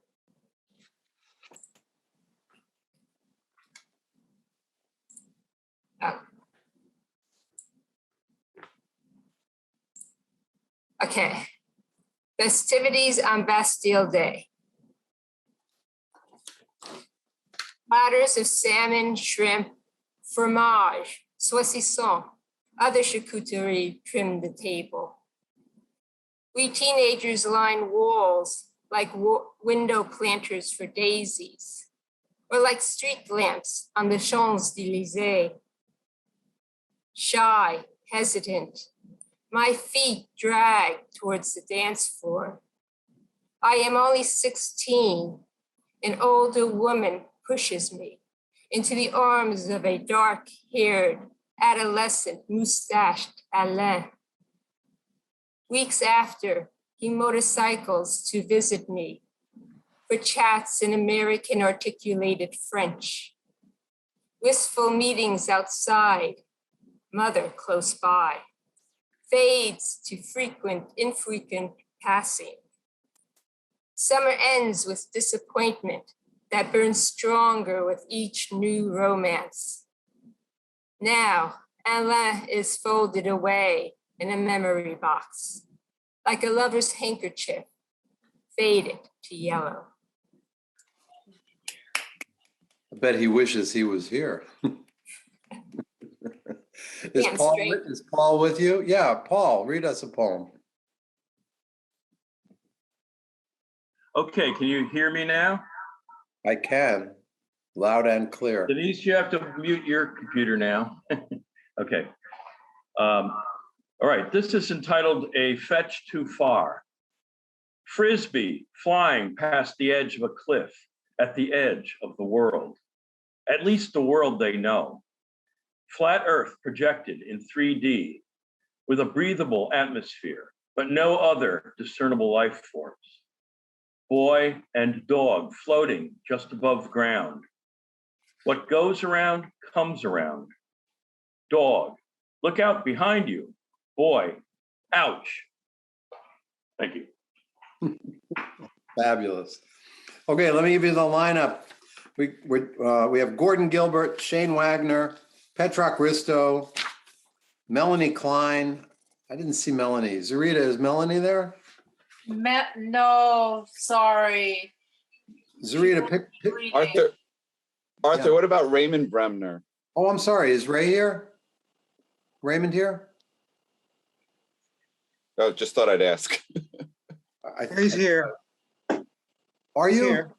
Oh, great. So we'll go with Raymond. You go next, and then after that we'll have Gordon, Shane is here, and I don't see Petroc, Dorello, and then Melanie if she's here. Okay, so Raymond, you're up next.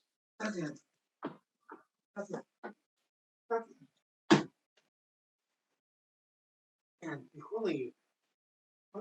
Who are you? You have your phone?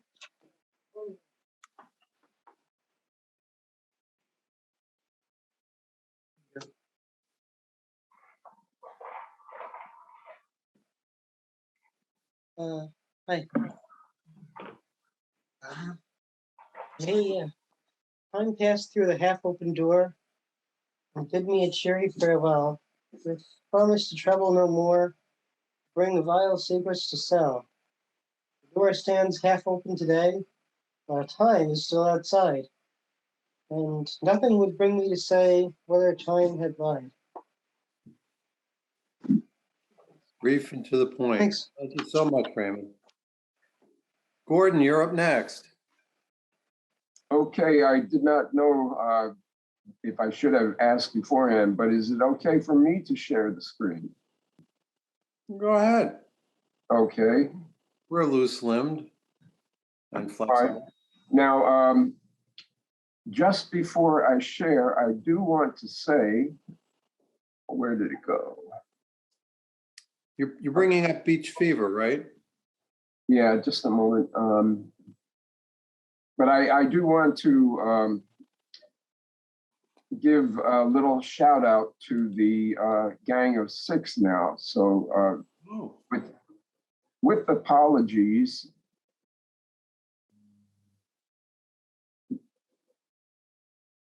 to A.A. Milne, now we are six.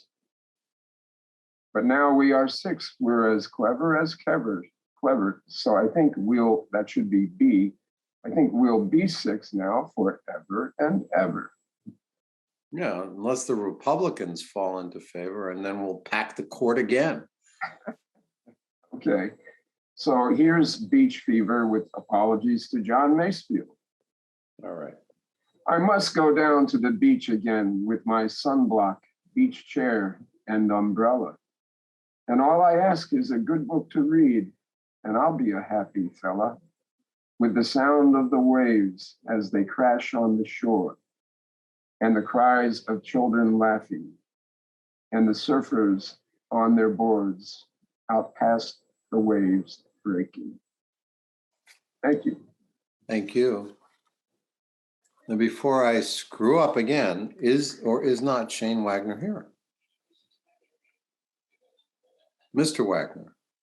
I have not seen him, no. Okay. And I do not see Petroc Risto. No. And I do not see Melanie Klein. No. Those of you who are in the Klein Mohammed residence, do you know of the existence of one Melanie Klein? She won't be reading, sorry. Like, can someone read her poem or? Sure, you go ahead. Okay. And then before you do, let me just say, next up after that will be Preeti Shah, and then Leah DiStefano, And that will be the end of the poetry reading, unless Frank still has another poem that he can read to us to close out the evening. Yeah, I may have a little something. All right. So, which Melanie Klein poem are you going to read? I'll read Snowman in Plague Time. Okay. On the walkway, we saw no one, only unexpected snowmen scattered at random along the ragged edges. Kids' work? No, more probably was extraneous adult energy leaking from under collars, slipping out cuffs. Featureless, impromptu snowmen, no carrot noses, no coal eyes. Only one, closest to the eastern end, has sticks for arms, raised high in celebration, the luck, the joy of having arms. Further on, another leans forward and leftward, striving towards something he can't see, marked out with shadow, the space it will soon fall into. My fave is the small one, its head and midsection jagged and scarred, piled out of hunks pressed haphazard by the plow, not rolled for roundness, and then the one lying dead in 3 sections spread apart, pennies for eyes taken from someone's pocket. In the materials desert, did it fall over and die, or was it just born dead? Pennies not for seeing, but placed as if to pay the fare on the ferry to the other side. No thought, no sight of the river through that rare gift of eyes, just a short stretch of death to last until melting. Thank you, Claudia, and thank you, Melanie. And there's a doodle of snowman. Yes. So next up, our penultimate poet is Preeti Shah, another one of our imports from New York, although she now lives in New Jersey. So maybe we've got her for good. Read us a poem, Preeti. Thanks, Arthur. Happy to share space with all of you today. Let me see. Bring this up. Okay. The timing of things.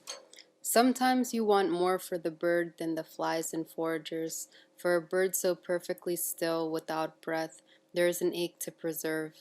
I pass you on my way into the pharmacy, looking up at the cupping nests built into the crooks of arched roof above the CVS sign, and looking down again to the small earth from whom you've learned to die. Perhaps a few hours earlier I could have broken your fall by stretching my cotton ribbed shirt wide as a safety net, taken you into the drugstore, washed you in the cooped restroom sink, your small frame placed in the kidney-shaped emesis basin, bathing you with saline solution, drawing you from lure to tail, propping you to brace your splayed legs to better apply ointment and ace bandages. Perhaps a few hours earlier you would have awoken, your small beak parsing at the white netting to receive your first morsel. But a few hours later and the maggots have managed to burrow into your sockets, your face now the mask of a plague doctor. Your dust-strewn feathers have flown across the empty parking lot, past the cigarette butts to the far side of cracked cement where pedestrians wait to cross. Even when I pulled into the space, watching your unweaving by winds wisping your remains into the air, I must have guessed how much of you would have turned already now to bone. The poem never stops getting to me. Thank you so much, Preeti.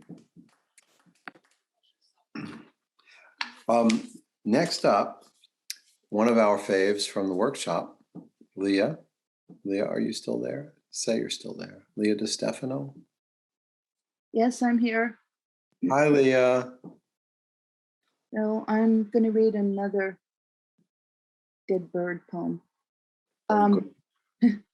When a body doesn't know it's dead yet. I saw 2 unlucky birds last Sunday, a steel gray pigeon below a stoplight in Union City, and something larger, speckled brown, an owl, a hawk, on the highway in the country. Were they careless, uncharacteristically colorblind, deaf to traffic? Their death pose struck me, caused me to question souls, how long they stick around. Each flattened like cardboard blown off the back of a recycling truck, each sporting 2 sturdy flight feathers standing bolt upright, swaying slightly, as if they were about to escape, as if some force within still spoke, "You are avian, fly," and feathers at least obeyed. You're right. I think that is another bird poem. It must have been the genius of the editorial board to put those 2 poems next to each other. So I have to reintroduce Frank so that he can read us one more poem now that we're at the end of the reading of the Red Wheelbarrow number 14 journal. Frank, Hummels or something else?